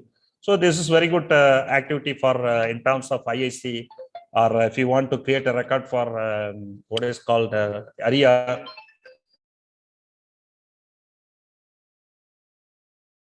Free of cost. The speaker, he will not ask any questions. So here, just I am giving information. The territorial jurisdiction. I think people from different states, which state they need to apply. So we are from Andhra Pradesh. Yeah, it is available here. Yeah, Andhra Pradesh. So we send an email to this Chennai office. So each and every state, you look at the office. You send a mail to your regional patent office. So they will allot one patent examiner to conduct the awareness program. That is free of cost. So there was certification also. So recently I applied and we conducted. So around 900 students. Even the platform also they are getting free of cost. Platform also. So maximum 1,000 members list. 908 students participated and they received certificate for all the people. And the coordinator I applied, I got an appreciation certificate. College also, they got appreciation certificates. So it's very good in terms of IIC events or create record for IIC or ARIA. It is good. And another one recently, there is a call available. I think you can look at the email. This is an email I am sharing. This is the email ID. I got this spices, AICT spices. So previously already spices, so we are not eligible. Some colleges those who are not having spices, you can apply AICT scheme for promoting interest, creativity, ethics among the students. Better you start for innovation club. All the activities, all the expenditures for speakers, travel, everything you can apply. This is a very good scheme for our student. But look at the last date, 28 2022. Today 24th. You have 4 more days to apply. 4 more days to go. I think there is a cost. So I request the host mute. People is waiting for us. Yeah, madam. Yes, sir. I am sorry to interrupt, but the next speaker is waiting and it's already time for your session. So it would be great if you could conclude within 2 minutes. Yes, madam. This is the last slide. I will finish it. Yeah. Right. So this is a scheme. Those who are not available in last year, you can apply and get it. So this funding you can utilize for running the innovation club activities.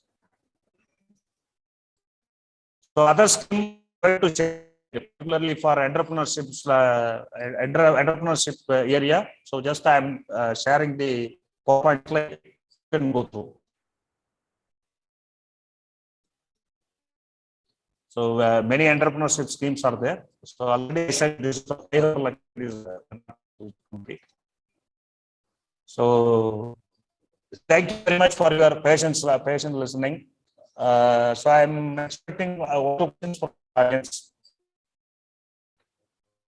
So this is my email ID. You can note down or you can take screenshot. This is my link for my YouTube channel. If you need query, even you can send to email also. So now, madam, host, do you have any questions in chat box? I'm ready to clarify. Participants, do you have any questions? And you can ask or you can directly contact sir if you have anything to ask.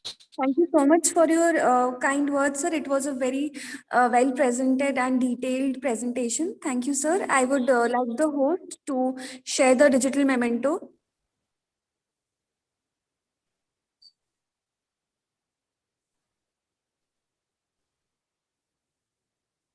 I hope the screen is visible, sir. Yeah, coming, madam. Yeah, came. Yeah. Thank you very much, madam. Thank you very much. Thank you, sir. Yeah. So with the permission of host and all the participants, I will take leave. Thank you very much. Okay, sir. Thank you. Moving on to the next session, I think our next speaker has already joined. So I'll just take a minute to introduce our next speaker. The next session is on prototype validation, converting a prototype into a startup by Dr. P. Pal, Professor and Program Coordinator for BTech in Robotics and Metronics Department of Mechanical and Automobile Engineering. Sir has 21 years of experience in academics, research, and administration in various engineering colleges and university. To his credit, Sir has 32 publications. He also got granted 5 Australian government innovation patents and 2 Indian patents published. He is the recipient of 15 esteemed awards. That includes Award of Excellence in Research 2021, Best Faculty Award 2016, and Teacher Achievement Award 2014. Please welcome, sir. Thank you, Dr. Prita ma'am. Am I audible now? Yes, sir, you are audible. Am I visible next? Yes, sir. Can continue. Thank you very much. Yeah. Thank you, ma'am, for your introduction about me. So first of all, I would like to congratulate the entire organizing team for conducting 2 weeks, the FDP faculty development program on various aspects. It is not an easy task. So wholeheartedly, I congratulate all the team members of this entire organizing committee and the participants. There are 38 participants I could see here. And in your busy schedule, you have joined here to know a little more about all those different verticals. Am I right? I need some interactions between participants and me. Either you can unmute or you can come in chat box and you can interact with me. So this session will be purely, two-way communication. May I have some words from Dr. S. Kumar?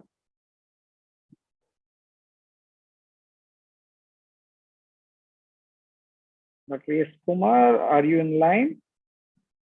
Shubhasis? Yes, sir. Yes, sir. Yes, sir. Could you please introduce yourself, sir? Sir, myself Subhashish Shah, Assistant Professor of Mathematics from Greater Kolkata College of Engineering and Management. Oh, fantastic, sir. So this is like an award which I received because during this kind of virtual interaction, it might not be that much effective as it is on the offline interaction. So hence, I want all of you to take part in our discussion. That is what I would like to have it. So thank you very much, Professor Shubhas, for your quick, swift reciprocation. Thank you very much. Thank you. Now, yes, yeah. With everybody's permission, I would like to share the screen and either kindly request either Professor Preeta or Dr. Shubhas to back me up. Can you see my screen? Request the host to please enable the screen sharing. It is already enabled. Can you see my screen? Yes, sir, this is visible. The screen is visible, sir. Oh, fantastic, fantastic. Then it is very fine. Okay.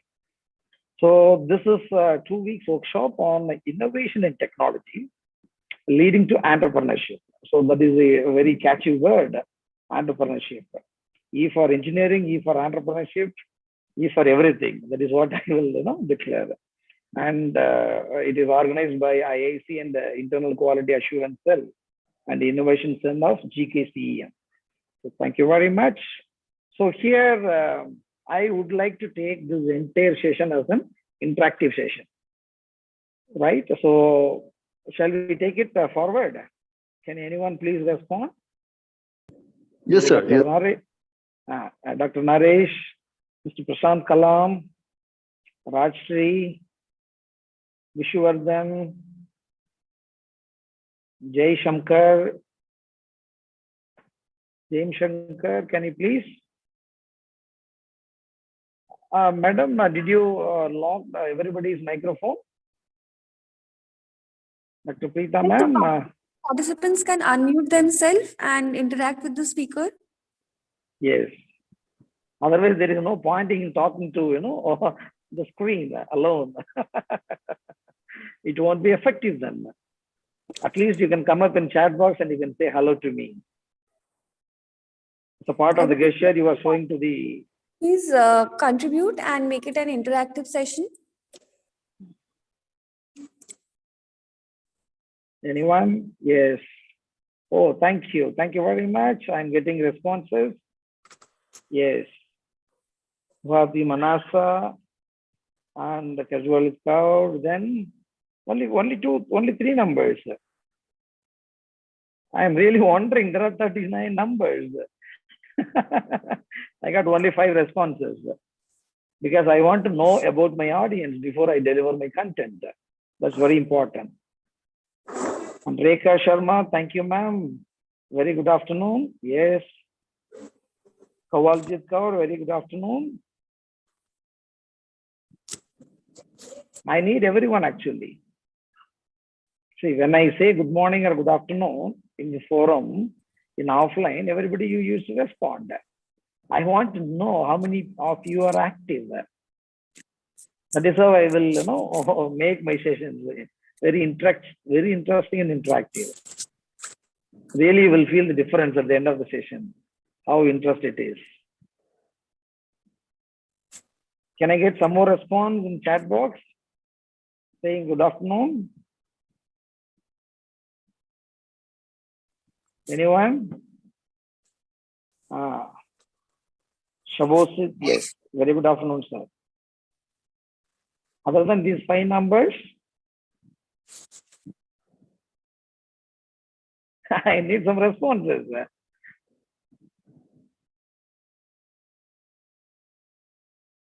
If there is no response, there is no point in discussing now here. It's very as simple as that. I kindly request other professors, the participants to respond to me, please. Very good afternoon. Madam, am I audible? Yes, sir, you're audible. Yes, sir. Then is there any problem with the participants?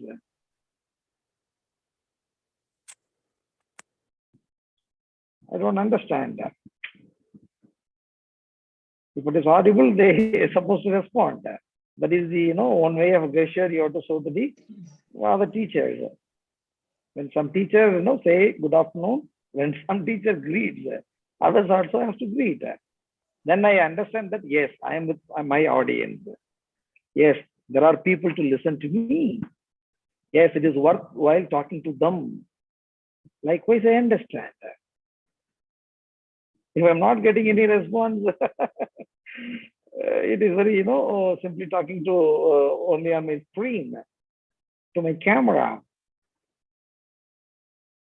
Dear participants, the last call, can you please listen to me? You can type only yes in the chat box. Can you type yes?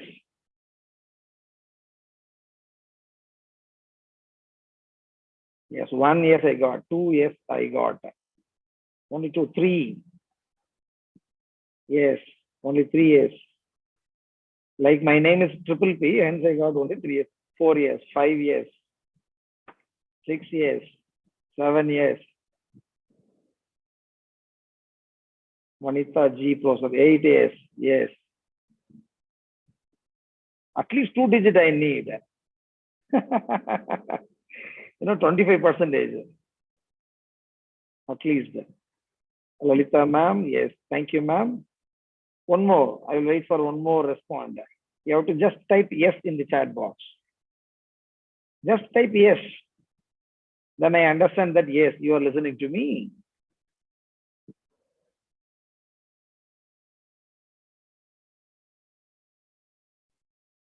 Yes, only yes. MKB sir, yes. Very much keen on my. Okay, thank you very much. So today we will discuss how to validate prototype, right? And how to convert that prototype into startup. So there are 2 different frameworks we are going to see today's discussion. It is not only the delivery by myself. So in this today's discussion, we are going to see 2 things, like 2 sides of a coin, right? One is, what do you mean by prototype, and what are the different types of prototypes available, how to validate the prototype. That is point number one. Point number two is how to convert those prototype into an entrepreneurship firm, right? So these two things we will be looking into this today's session. I think we can go ahead. Madam, shall we start? Yes, sir, please begin your session. Yeah, thank you, madam, for your kind response. Thank you very much. Now, I think everybody, you know the meaning of the prototype. I think it is a very basic fundamental definition of a prototype. It is like, either a test or preliminary model for an idea, right? Or design, or the process, or the interface, or the technology, or the product, or the service, or the creative work. So this is called a prototype. See, normally, when do we go for a prototype? Before manufacturing the complete model, right? Or before converting your complete idea, the initial stages of your idea will be replicated in terms of a prototype. Before completing your pakka technology, the complete technology, before that, the completion, you will have a test or a preliminary model of your technology that is nothing but a prototype. For example, if you take any product, you take a jet engine. So initially, they will not directly fabricate or manufacture the jet engine because it is in terms of crores and crores. So for that, they will have a small prototype. And even you would have seen the many prototypes of design, right? In building construction, in a very big apartment of a scale, you take 15 floors of a construction, right? So directly they will not do construction of that. So they will have a small prototype model. So how it look like? What could be the design of the elevation? What could be the design of the top view or side view? So everything they will make. Even the manufacturing of a car, that will start with the prototyping. Okay. So these kind of prototypes are widely used to support your business process by means of requirements gathering and development and strategy plan. For example, if you want to become an entrepreneur in either process industry, product industry, or service industry, right? For example, if it is a process industry, you want to start one cement manufacturing factory, or leather factory, or food processing factory. These are called, process industries. So here you cannot just like that, start your process industry. It is very hard and it is not advisable to. So for that, you should have a prototype model of your business process. What are the different requirements to establish or to start the process industries? And what are the development and strategy plan you should have? So all those things will come under prototype, right? So here one quick question. What are the common types of prototype? So I'm copy pasting this particular question and in our chat box, right? So one second, everyone in the meeting, someone please make sure that you are seeing my chat box.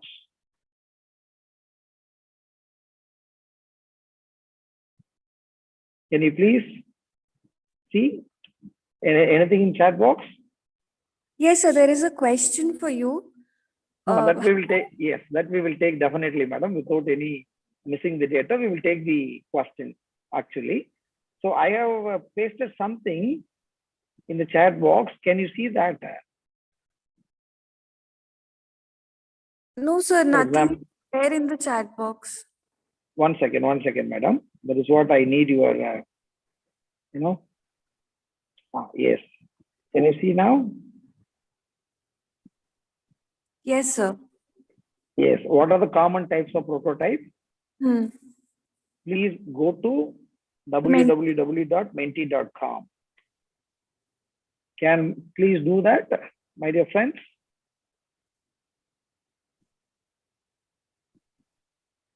Participants, please have access to the link menti.com and use the Yes. code to give the responses.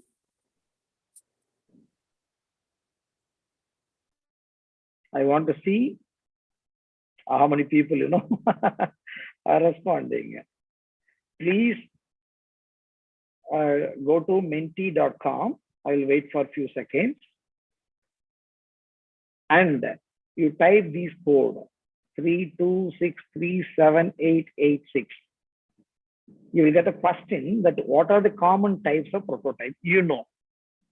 According to you, right? What are the different types of prototypes you know? So now I'm going to that menti.com website, right? Madam, can you see my slide or the screen? Yes, sir, it is visible. Yes, yes. I'm going to project the answer that was given by the teachers. Wow, very nice. They have responded. Can you see the screen, ma'am? Yes, the screen is visible. Someone they say coconut tree climber. Someone they said vehicle. Someone they said biodiesel. Someone they say simulation is a prototype. Yes, correct. Cars, project, engine, animation, simulation model, physical model, working model. Yes, very nice. Composite is another answer. 3D rapid prototyping. Yes, another answer. So what I said, construction. Someone has given construction. Someone has given design. Can we wait for one more answer?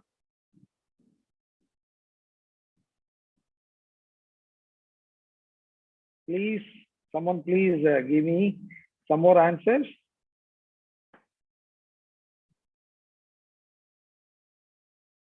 Yes, someone they typed M. Model they have typed. Someone they typed vehicle. Right? Yeah. Can we see one more response? So whatever they have given, it is, yes, correct. These are the different types of prototypes as per their knowledge. All are correct. Animation, someone has given. Someone has given physical model. Someone has given simulation model. Someone has given vehicle. Someone has given just M. Might be the design of a prototype or a shorter name for the prototype which he has done it. Yes. In chat box, MKB has given working model. Yes. I need at least one more participant. So 20 numbers, they have responded. At least one more. I want to see what are the common types of prototypes you know. Can anyone? One more answer, please. Go to menti.com and type 31632718. Please go to menti.com and type 31632718. Okay, fine. So these are the answers which we have received. Okay, well done. So congratulations to all of you. Really, it is a good sign, right? Good. Now, so here, whatever you said, that are very correct. Now we will see the more than 2 dozens of prototypes available, right? We'll see one by one. So unless otherwise what do you mean by prototype? What are the different types of prototype? You cannot validate the prototype, okay, right? I think you will agree with the statement. Now, first one is architectural animation. It is a kind of a prototype. So animation means it is like a movie that walks through the entire 3D space of a building or a structure. For example, if you have a building, if you want to develop or construct a building like this, you will not directly construct the building. So you will go for a plan. The plan will be converted into a model, right? The model, again, it is converted into a prototype, right? For example, so one type of a prototype is this animation, 3D movie animation. Can you please see the video?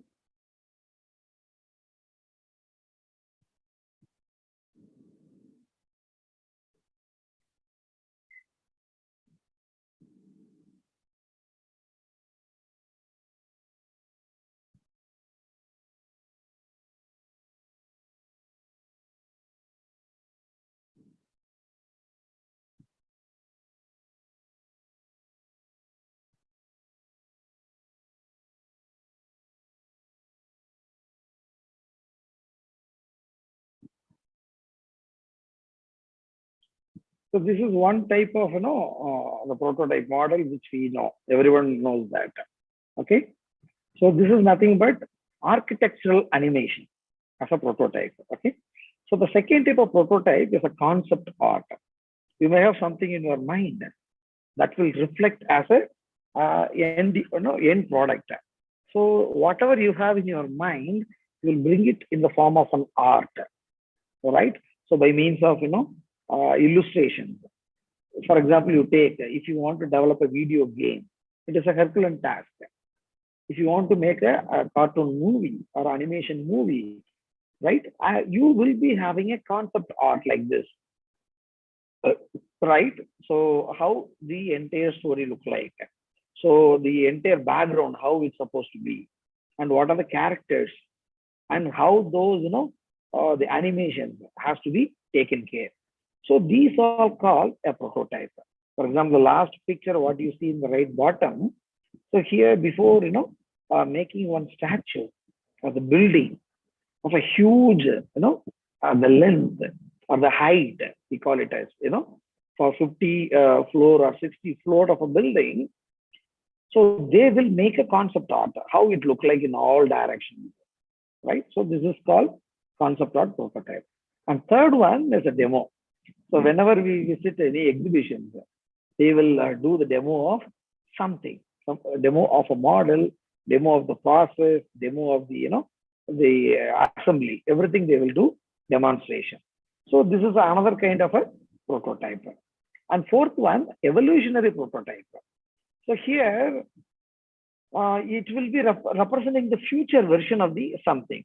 For example, you would have seen a supercomputer, you would have seen a supercar, right? Can anyone see what is the brand of this car?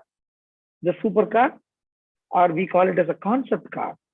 So this evolutionary prototype will be very unique. They will not be manufactured in mass. They will not be produced in mass production. So they will have a very rare piece, right? Can anyone tell me what is the brand of this concept car? You can unmute and you can tell me, or otherwise you can come in chat box and you can give your answer. So by using all the technology, right, they will make only one prototype that representing the future version of the technology. So that is called evolutionary prototype. Can anyone tell me what is the brand of the car?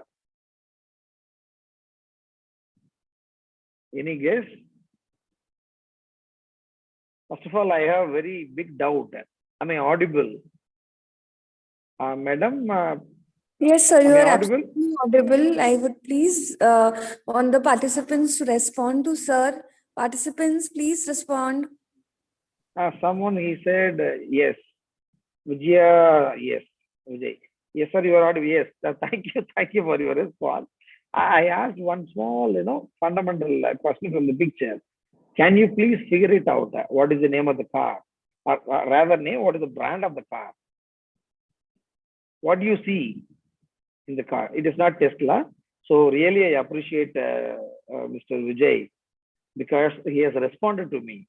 Rather responded, he respected to me, right? He has given some response. Tesla, no, it is not a Tesla. You can see a horse in the middle of the car bottom. Can you see that? Oh, it is not a BMW. BMW will have a circular cross section colored with blue and white. It is not Tesla, it is not BMW. You can see a horse,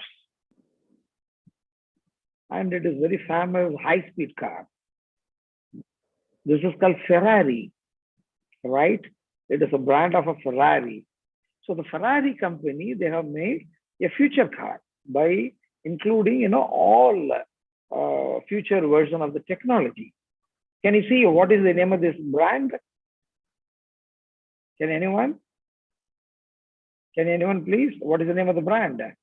The second car, at least. This is very nice. Mercedes-Benz. You can see a symbol in the middle, 3 stars. Very nice. Thank you, Professor. And can anyone tell me what is the brand of this car? What is the brand of this car? Can you see? not Mitsubishi. There is a bull. It is in the middle of the car as an emblem, bull. It is called Lamborghini. It is one of the finest supercar, Lamborghini, right? And this car everybody knows because the name itself I have given without any confusion. It is a Honda Sports EV concept car. EV means electrical vehicle car. Nowadays, we have two-wheelers and three-wheelers and four-wheelers. All are, trying to convert from IC engine to electric vehicle cars. The moment if you want to manufacture electric vehicle cars, you cannot directly manufacture. Then you will end up with more loss. Then you will make a prototype, right? So based on that prototype and the performance of the prototype, you will start going for manufacturing the same car in mass production. Okay. So these kind of prototypes are called evolutionary prototypes. The fifth one is farm study. This is very, very easy. So for example, if you want to make something in a different size, different shape, different structure as an animation, then you will make it. So this is another type of farm study prototype. Then functional prototype. It is very, close to the end result of the final functionality. For example, if you want to make an end effector of a robot, I think everybody would have seen a robot in your life, at least in your movie or in paper and a magazine. So the end effector means the jaws or the palm or the tool is called what? End effector. So this end effector, how it's supposed to close and open will be done a prototype model, right? So that you have seen in the first picture. In the second picture, without giving a physical, motion, the entire motion will be controlled electrically, right? So this prototype is very similar to the final end product in terms of functionality. Hence, it is called functional prototype. Then comes, if you are a computer science faculty member, you know very well, horizontal and vertical prototypes that you will do frequently. Then low fidelity, for example, if you are a manufacturer of a mobile phone company, right?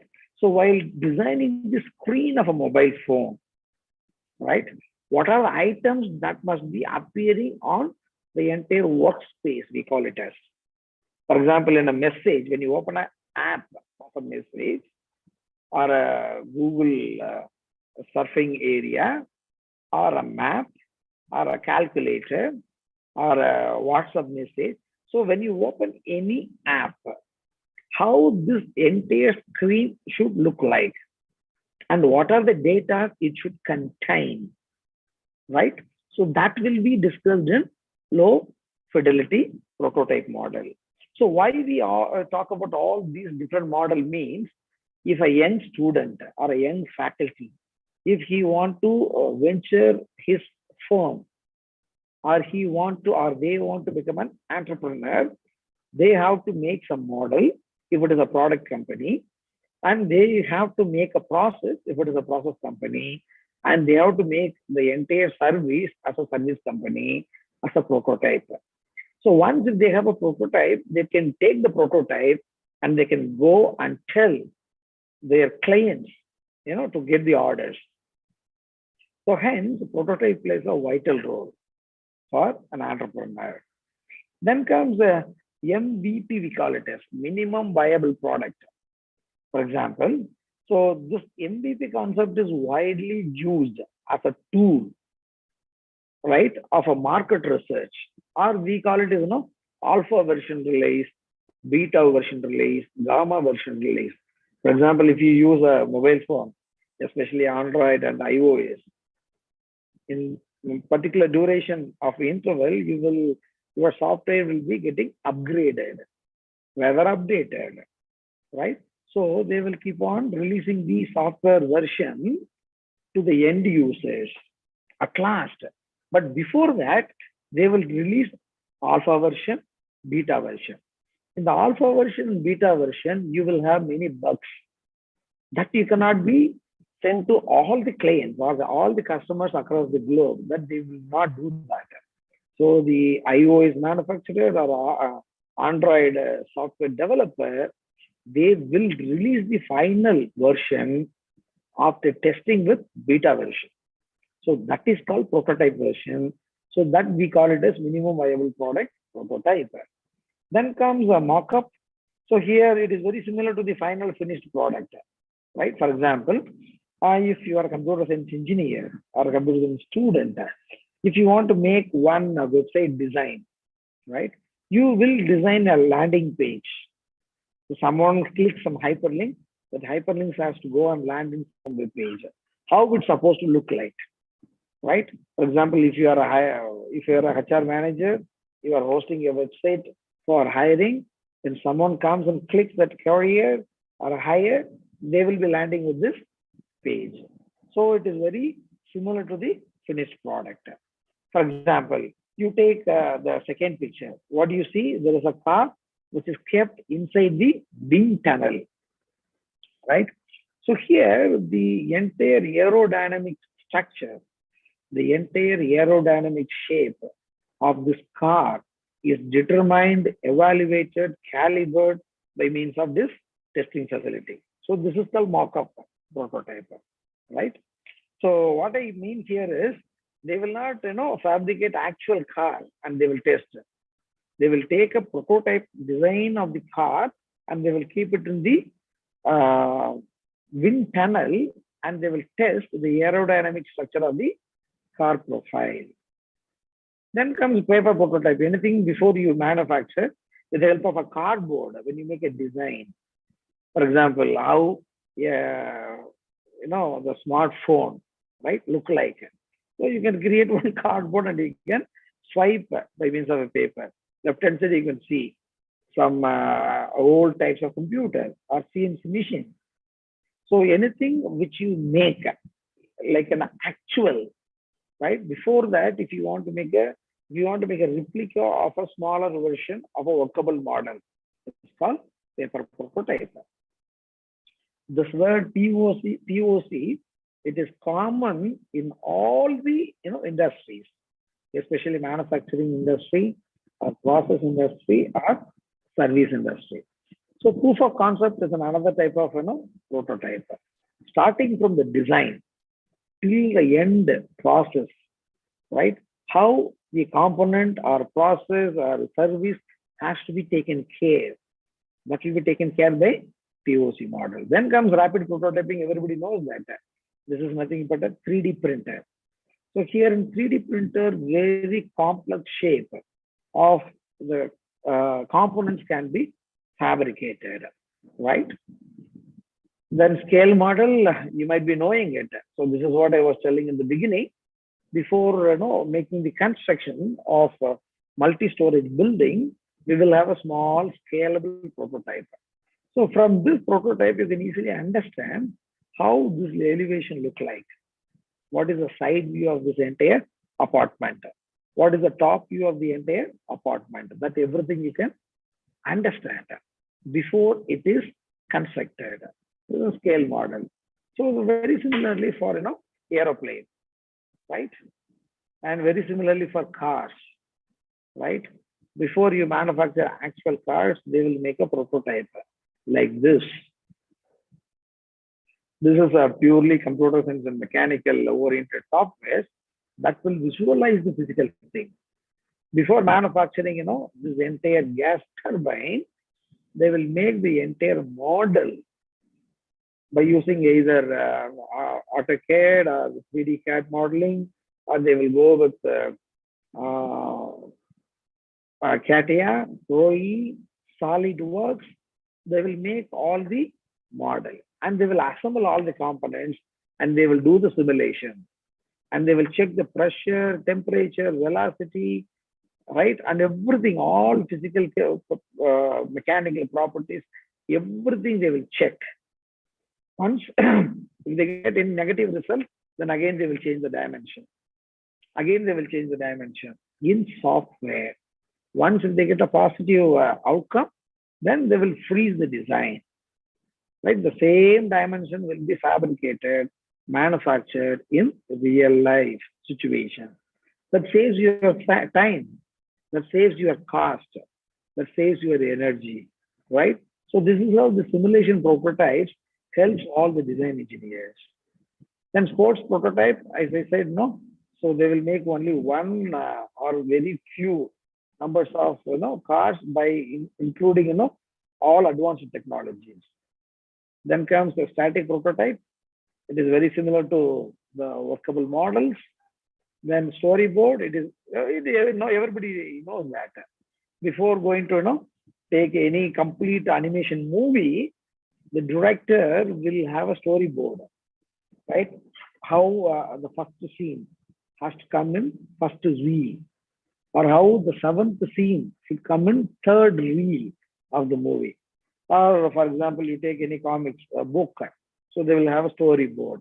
So storyboard is nothing but a series of graphics that visualizes the sequence of an interaction. And throwaway prototype, this is very simple, like a cardboard model they will make.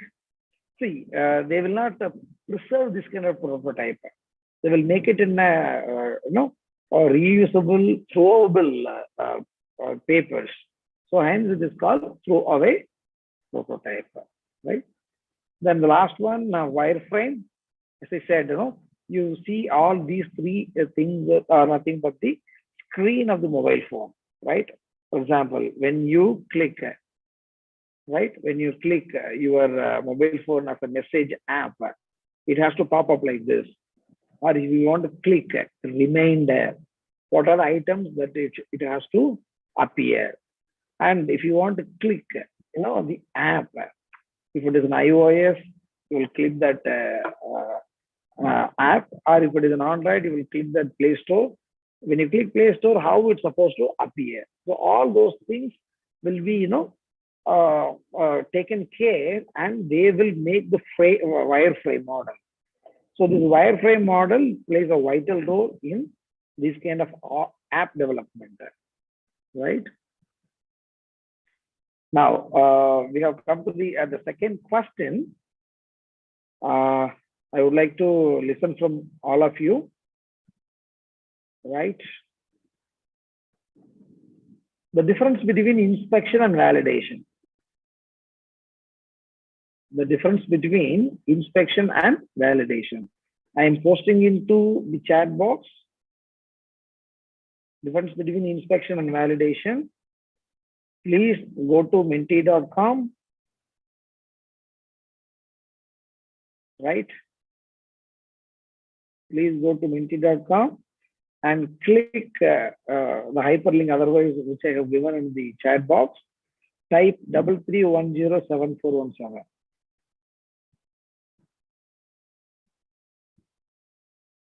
Madam, is that message visible in the chat box, ma'am? Yes, sir, it is visible. Thank you very much. I kindly request the participants, to please go through the chat Can you box just messages. once again send the link in the chat box? 1 minute. I'm sharing it, madam, once again. Yes. Okay.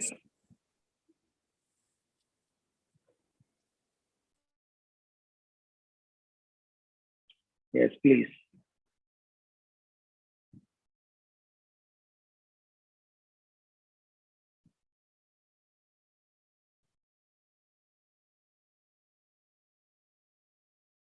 I have shared it in chat box, but I could not see it in my message. I don't know, something happened. I guess something is wrong. It is still not, I cannot see it. Madam, you cannot see anything in the messages, correct, madam? Ma'am, sir, I can see the chat, but not any of your messages not there. For example, I will open up that. So this one, we will close it, the old one. Can you see the old one, ma'am? Yes, sir, this I can see. The old one, we will close it. We come to the new one. What is the difference between, 1 minute, 24 to 2022? Yes. Difference between inspection and validation. Use the code 16940727. 1694.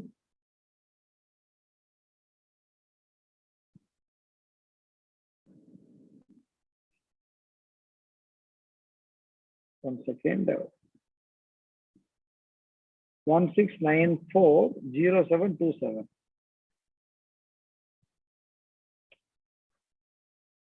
I repeat, please use the code 16940727. Yes, the inbox is there, like your message has arrived in the chat box. Participants, please see the chat box. The link is given, the code is given. Or here also you can see, no problem.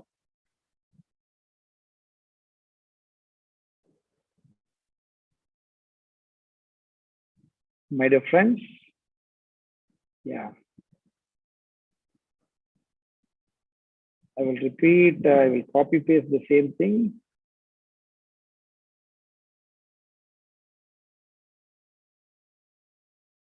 It will take 1 or 2 minutes. I think I'm getting less responses.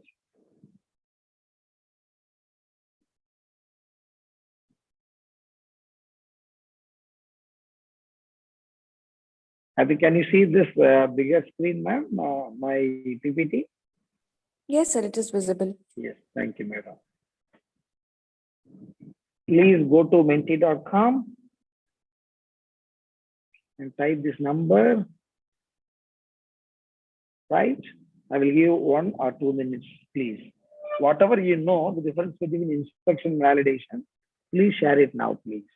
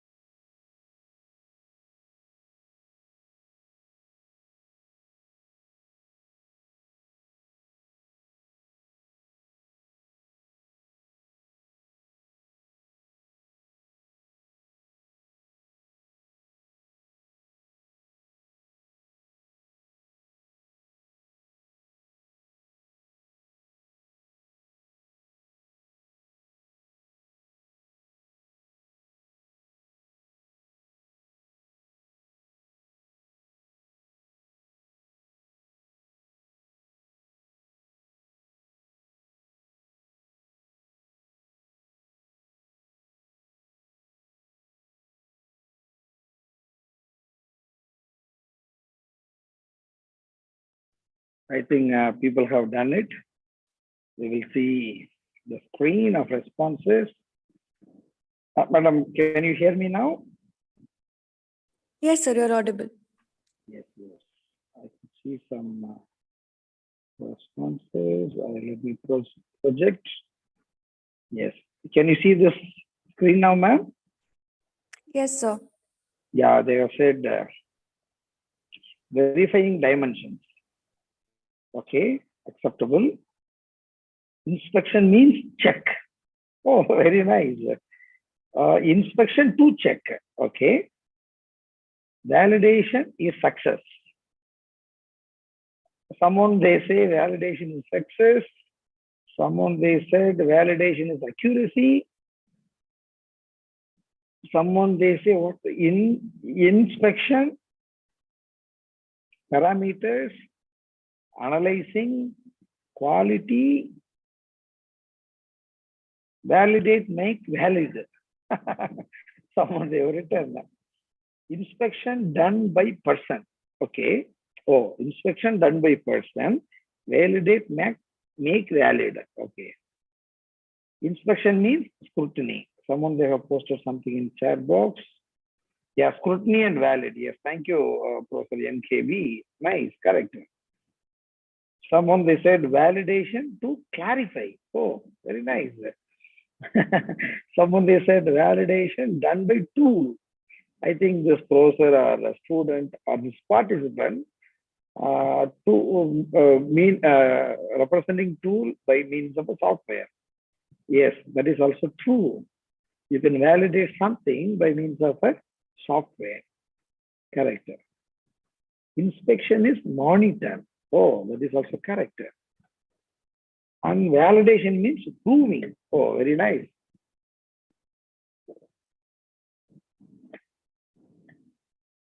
And performance, checking, someone they said quality. Okay. So someone they said validation is accuracy. Okay, correct? Yeah. So with this, we shall move on to our, yes, whatever you have said, that and all holds good, and that is correct. Okay. Now, madam, can you see the biggest picture of the screen? The difference Yes. between inspection and validation? Yes.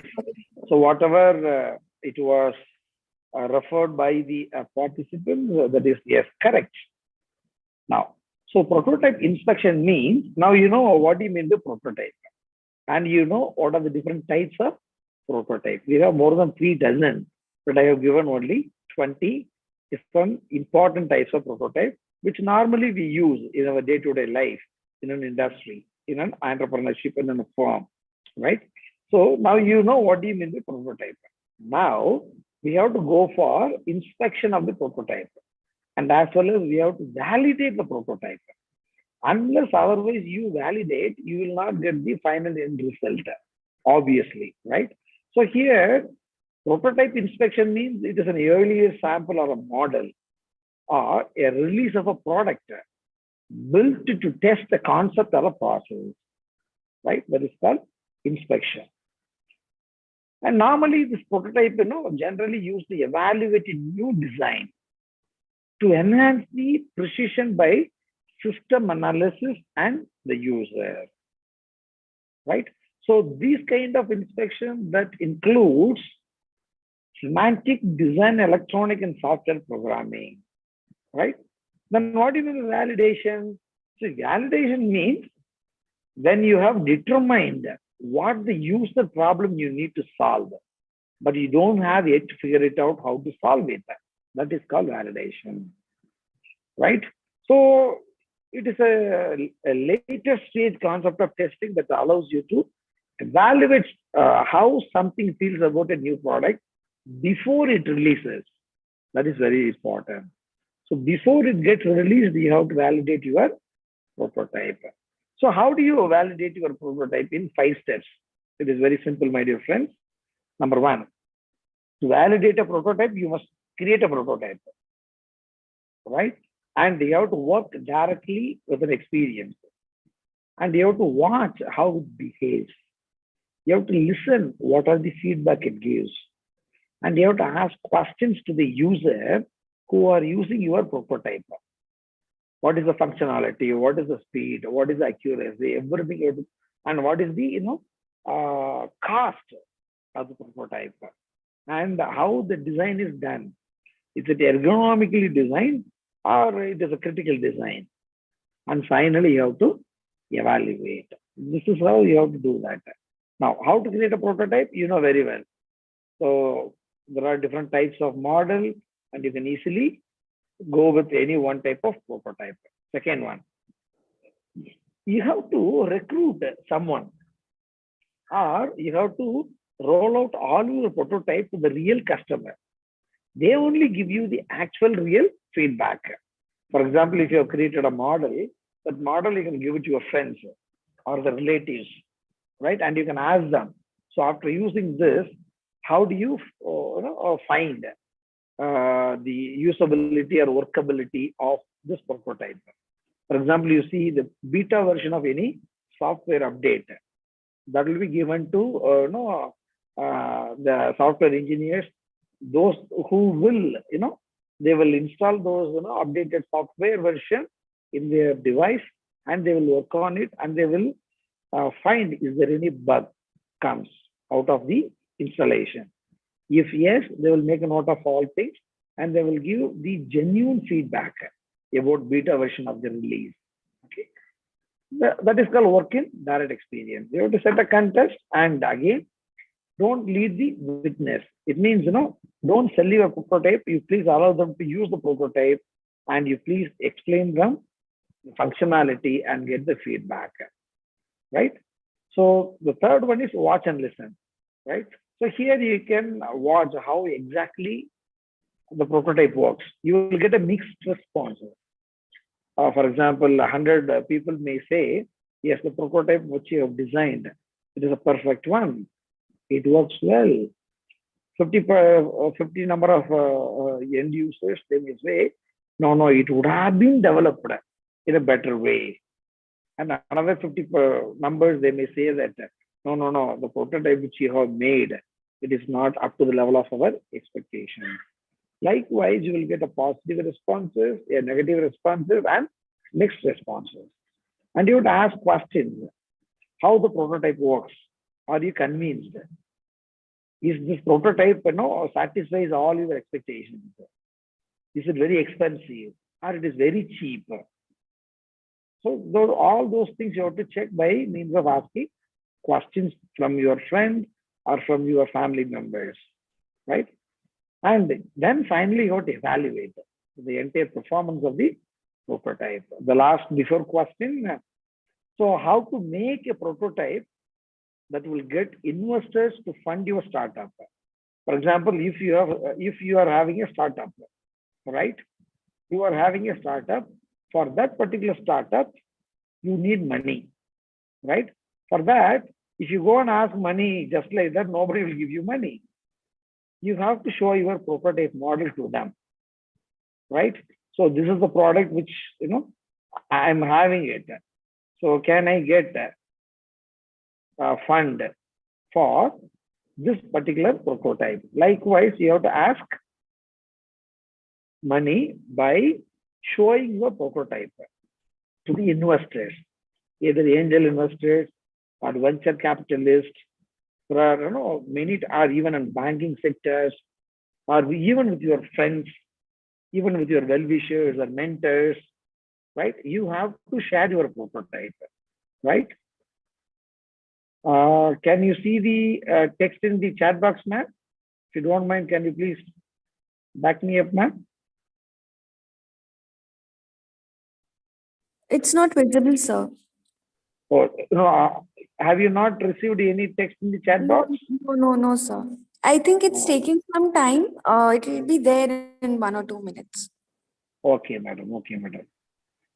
So here, let me wait for a few minutes then, right?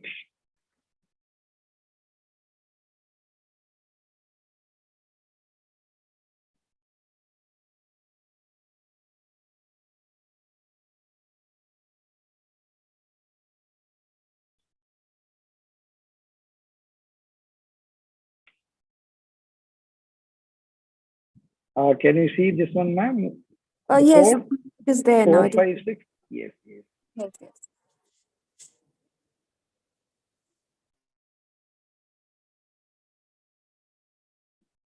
The question also, I will put it here.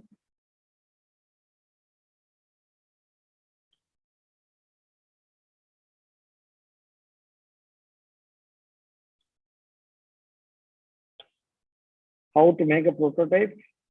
Someone, yes. MKB Pro is very active. Please go to that. Menti.com and use the code 456832007. Answer the question, how to make a prototype that will get investors to fund your startup. See, after seeing your prototype, investor has to get impressed. Then the investor should be ready to fund money to your startup. Code not found. One second, my dear friend. Let me check it up.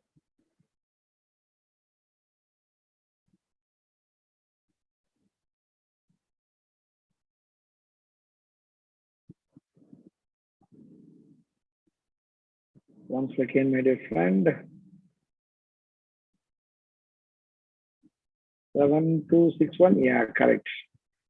I'm sorry, the code is changed now. 7261 3502 3502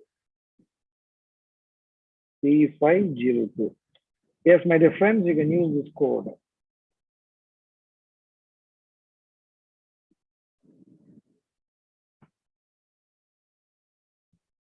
Please use this code, my dear friends. Yes, you can see this code.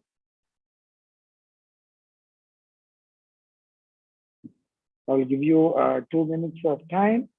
You can please just log into minty.com and type 7261 3502. Right? And you please answer this a small question. How can you make a prototype that will get investors to fund your startup? The moment when you show your prototype, investors must be impressed and they must give you fund for your startup. How do you do that?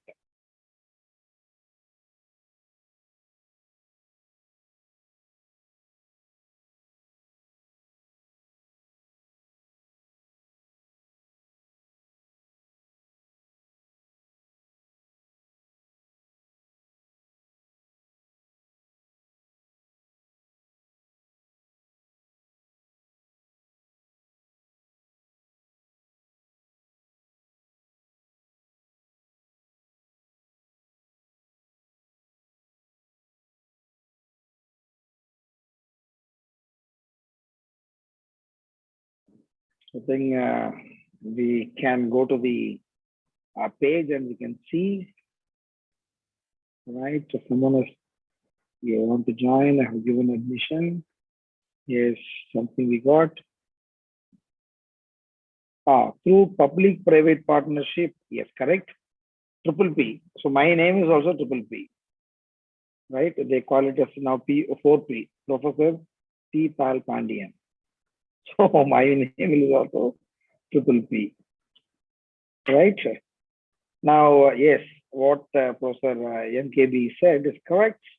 Through public-private partnership, yes. Through government-funded project, yes. Now we will go to that actuals. Yes, I'm going to present. Yes, someone they said how to make prototype that will get investors to fund. Demonstrate its usage. Okay, very nice. Demonstrate its usage. So someone they said 67432651. I don't know. Okay, no problem. Someone they said startup. Someone they said market scenario. So market scenario here, I understand that your prototype should reflect on the current trend of market scenario. That is what I understand. Then yeah, here also he put Triple P. Here also he put Triple P. Our sir has put model, easy to use, innovation. Someone has given, yes. Your prototype should be an innovative prototype. Very true. Yes. Idea, unique, information, brand, fund, design, cost, daily product. Oh, that is also very true. If your prototype is a daily product, then obviously investors will be interested to fund your startup, because anything which is consumed by people every day in their life, the business will not go weak business. Someone they put Tesla. Okay. Yes, I think the same sir has put government funded projects. Here also it is coming. What he put in chat box, same thing it is reflected here also. And versatile, yes. Unique, yes. Harbinger, I don't know exactly what is it.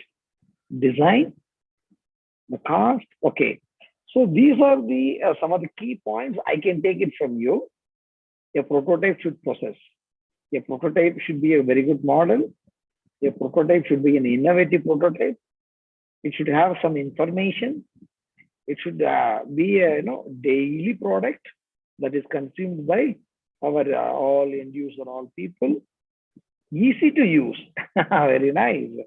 And through government funded projects, through P, cost, demonstrate its usage. So by means of doing all these things, you can make your investor to fund your startup. That is what I understand from your answers. But actually, more than that, we have some more things to discuss here, right? So how to make your investors to fund your startup? It is very simple, my dear friends. Number one, what is prototyping and why you should care of the startup? That you should very clearly indicate your investors. Okay, so it is all your prototype should be just an attention grabbing design. So someone who sees your prototype, it should grab the attention of your views, right? So how to make a prototype step by step, you know very well. And most of the time, the entire prototype has to be converted into digital. See, the last couple of years, we were affected by pandemic, right? So those pandemic, you could not go and meet people individually, especially your funders, right? So some feedback link has come. Okay, funders. So hence you have to convert all your paper prototype into a digital one. Then you can easily send those digital prototypes, which is validated to your fundraisers or your mentors or your venture capitalists or angel investors. Okay, so this is how you have to do that. The last question, how to convert your prototype into startup, right? How to convert your prototype into startup. So I'm going to, I think this number I will check now. Once again, my dear friends. Yes.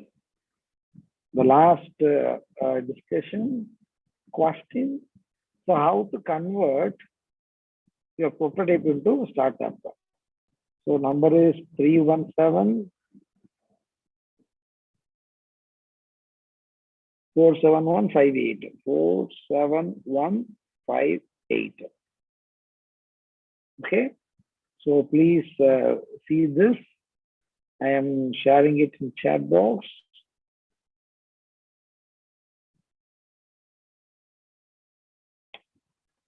How do you convert your prototype into startup? Right. So I'm giving you the code to be typed at the www.minty.com. Yes, 3174-7158. Please go through that. I'll wait for a few minutes. Right, then we will see how many people they have given their input. How do you convert your prototype into startup?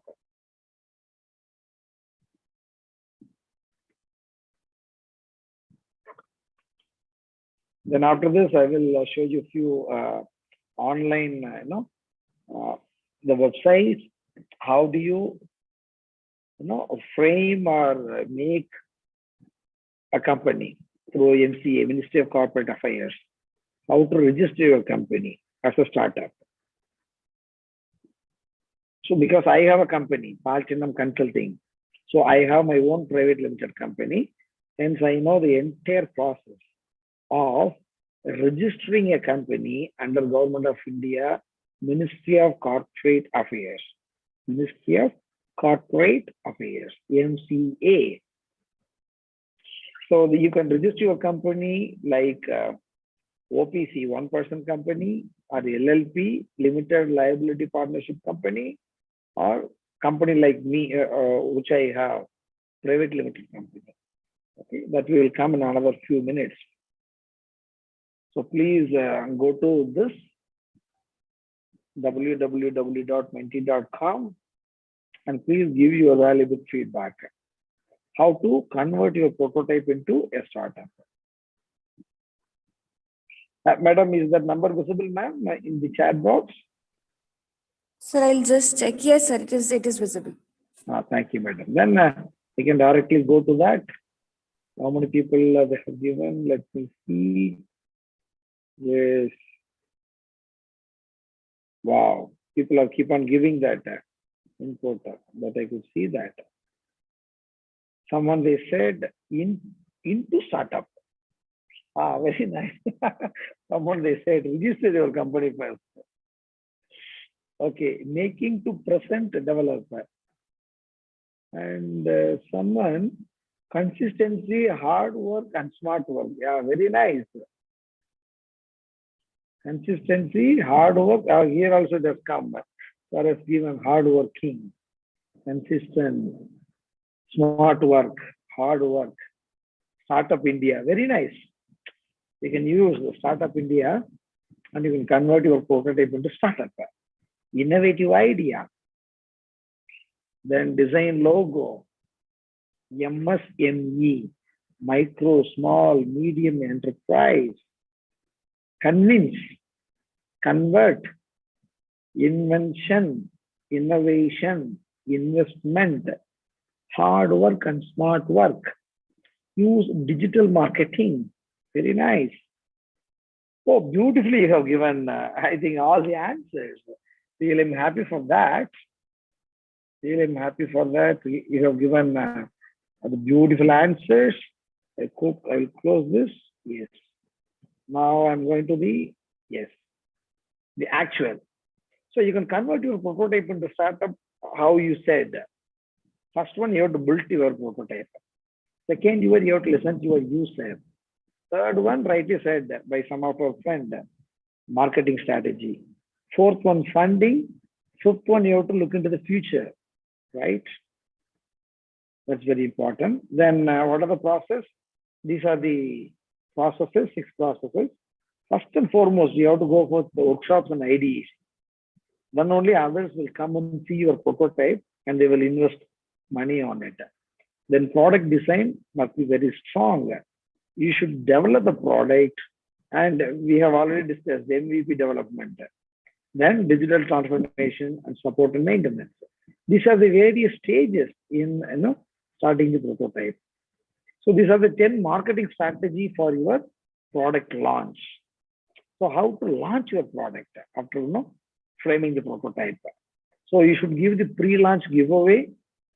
For example, you would have seen in all YouTubers, whenever they launch any new product, especially mobile phone or iPad or even note, desktop, notepad. So they are giving pre-launch giveaways. You have to increase your organic visibility. You have to create a shareable content. You have to take a chance with the remarketing if it is not done properly. You have to create a recommendation system. It means a feedback system. You have to optimize your website speed. And you have to establish relations with influencers. And you have to take care of your customer service. And here you have to prepare for your frequently asked questions before launching your product. Please don't forget about your email, social media marketing. That's very important. Again, another 10 way of getting funded. First one, you can bootstrap with the help of the money which you have. You can make a startup business. Then crowdfunding, you can collect money from different people, and you can get an angel investor, or you can get a fund from the business incubators or accelerators, or you can raise the fund by taking part in the competition and winning the competition. Normally, this kind of competition, they will have prize money of 10 lakhs, 25 lakhs, 50 lakhs. If you win the contents, then obviously your money is with you. And you have to raise money through bank, and you can get business loan, or you can get, by applying with the government programs.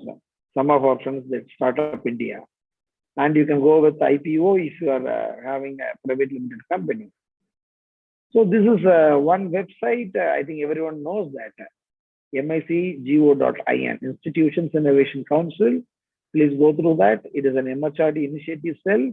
Government of India, you have lot of programs for all new startups. So this is the website, the Ministry of Corporate Affairs, wherein which you can go and you can register your company by creating a TIN number, DIN number, PAN number, everything. It is very easy process. So I will share my email ID at the end of the session. If you are interested, you can always connect with me. Okay. Now, so starting a business or building a successful startup, it is not an easy task. It requires a lot of hard and smart work or iterations with a greater idea, determination, user feedback, and constant iterations. You will be on the right track to becoming the next successful startup. So thank you very much. Wish you all the very best. You can make a note of my number and email ID, right? So if you have any queries, you can always send your queries to this email ID and this phone number. Yeah, so someone has given the chat box. Yeah, solicit funding, do promotion, build a team and workplace, and put the prototype into actual world. Dr. Achila Benamin, she's very, very correct. Whatever she said, it is wonderful. So thank you very much for your patience listening. I once again appreciate and congratulate the entire organizing team for hosting this 2 weeks FDP. Really, very interesting to see all the different topics. So all the congratulations and the greetings goes to the organizers and as well as the participants. So thank you very much. Madam, if you have any doubt, you can take it. You can take the question and answer session. Yes. A very interactive session. Students also, the participants are also commenting. Thank you for such an interactive session. Good and informative, sir. Thank you so much, sir. Participants, do you have any questions? Then you can please ask, or you can contact directly sir at his email ID. Now I would request the host to present the digital memento. So with your permission, shall I stop sharing, madam? Yes, sir. Sure, sir. I would request the host to share the digital memento.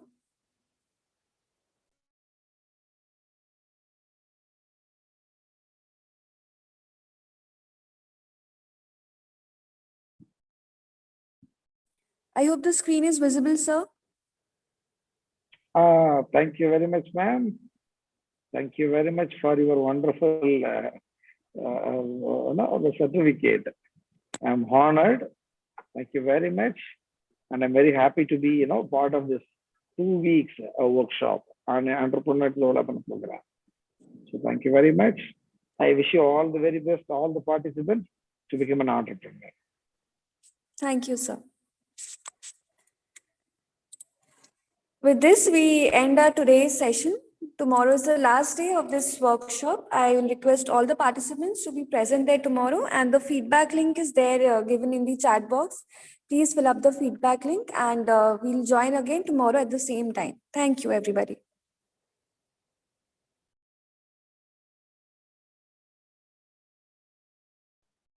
Okay, thank you, madam, and thank you, Pandian sir, for your wonderful session and for a wonderful speech.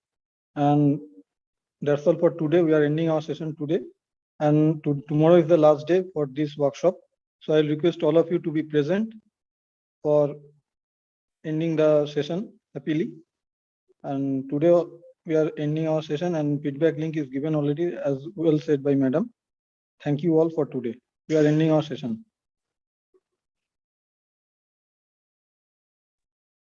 So thank you very much, Professor. It was indeed the Yes, sir. Yes, sir. Thank you. All people. Huh? Yeah, thank you very much. Thank you. Thank you. Thank you so much, sir. Thank you. Welcome, sir. Welcome. So with your permission, I am leaving the session. Yes, sir. Yes, sir. All the very best. Yeah. Thank you.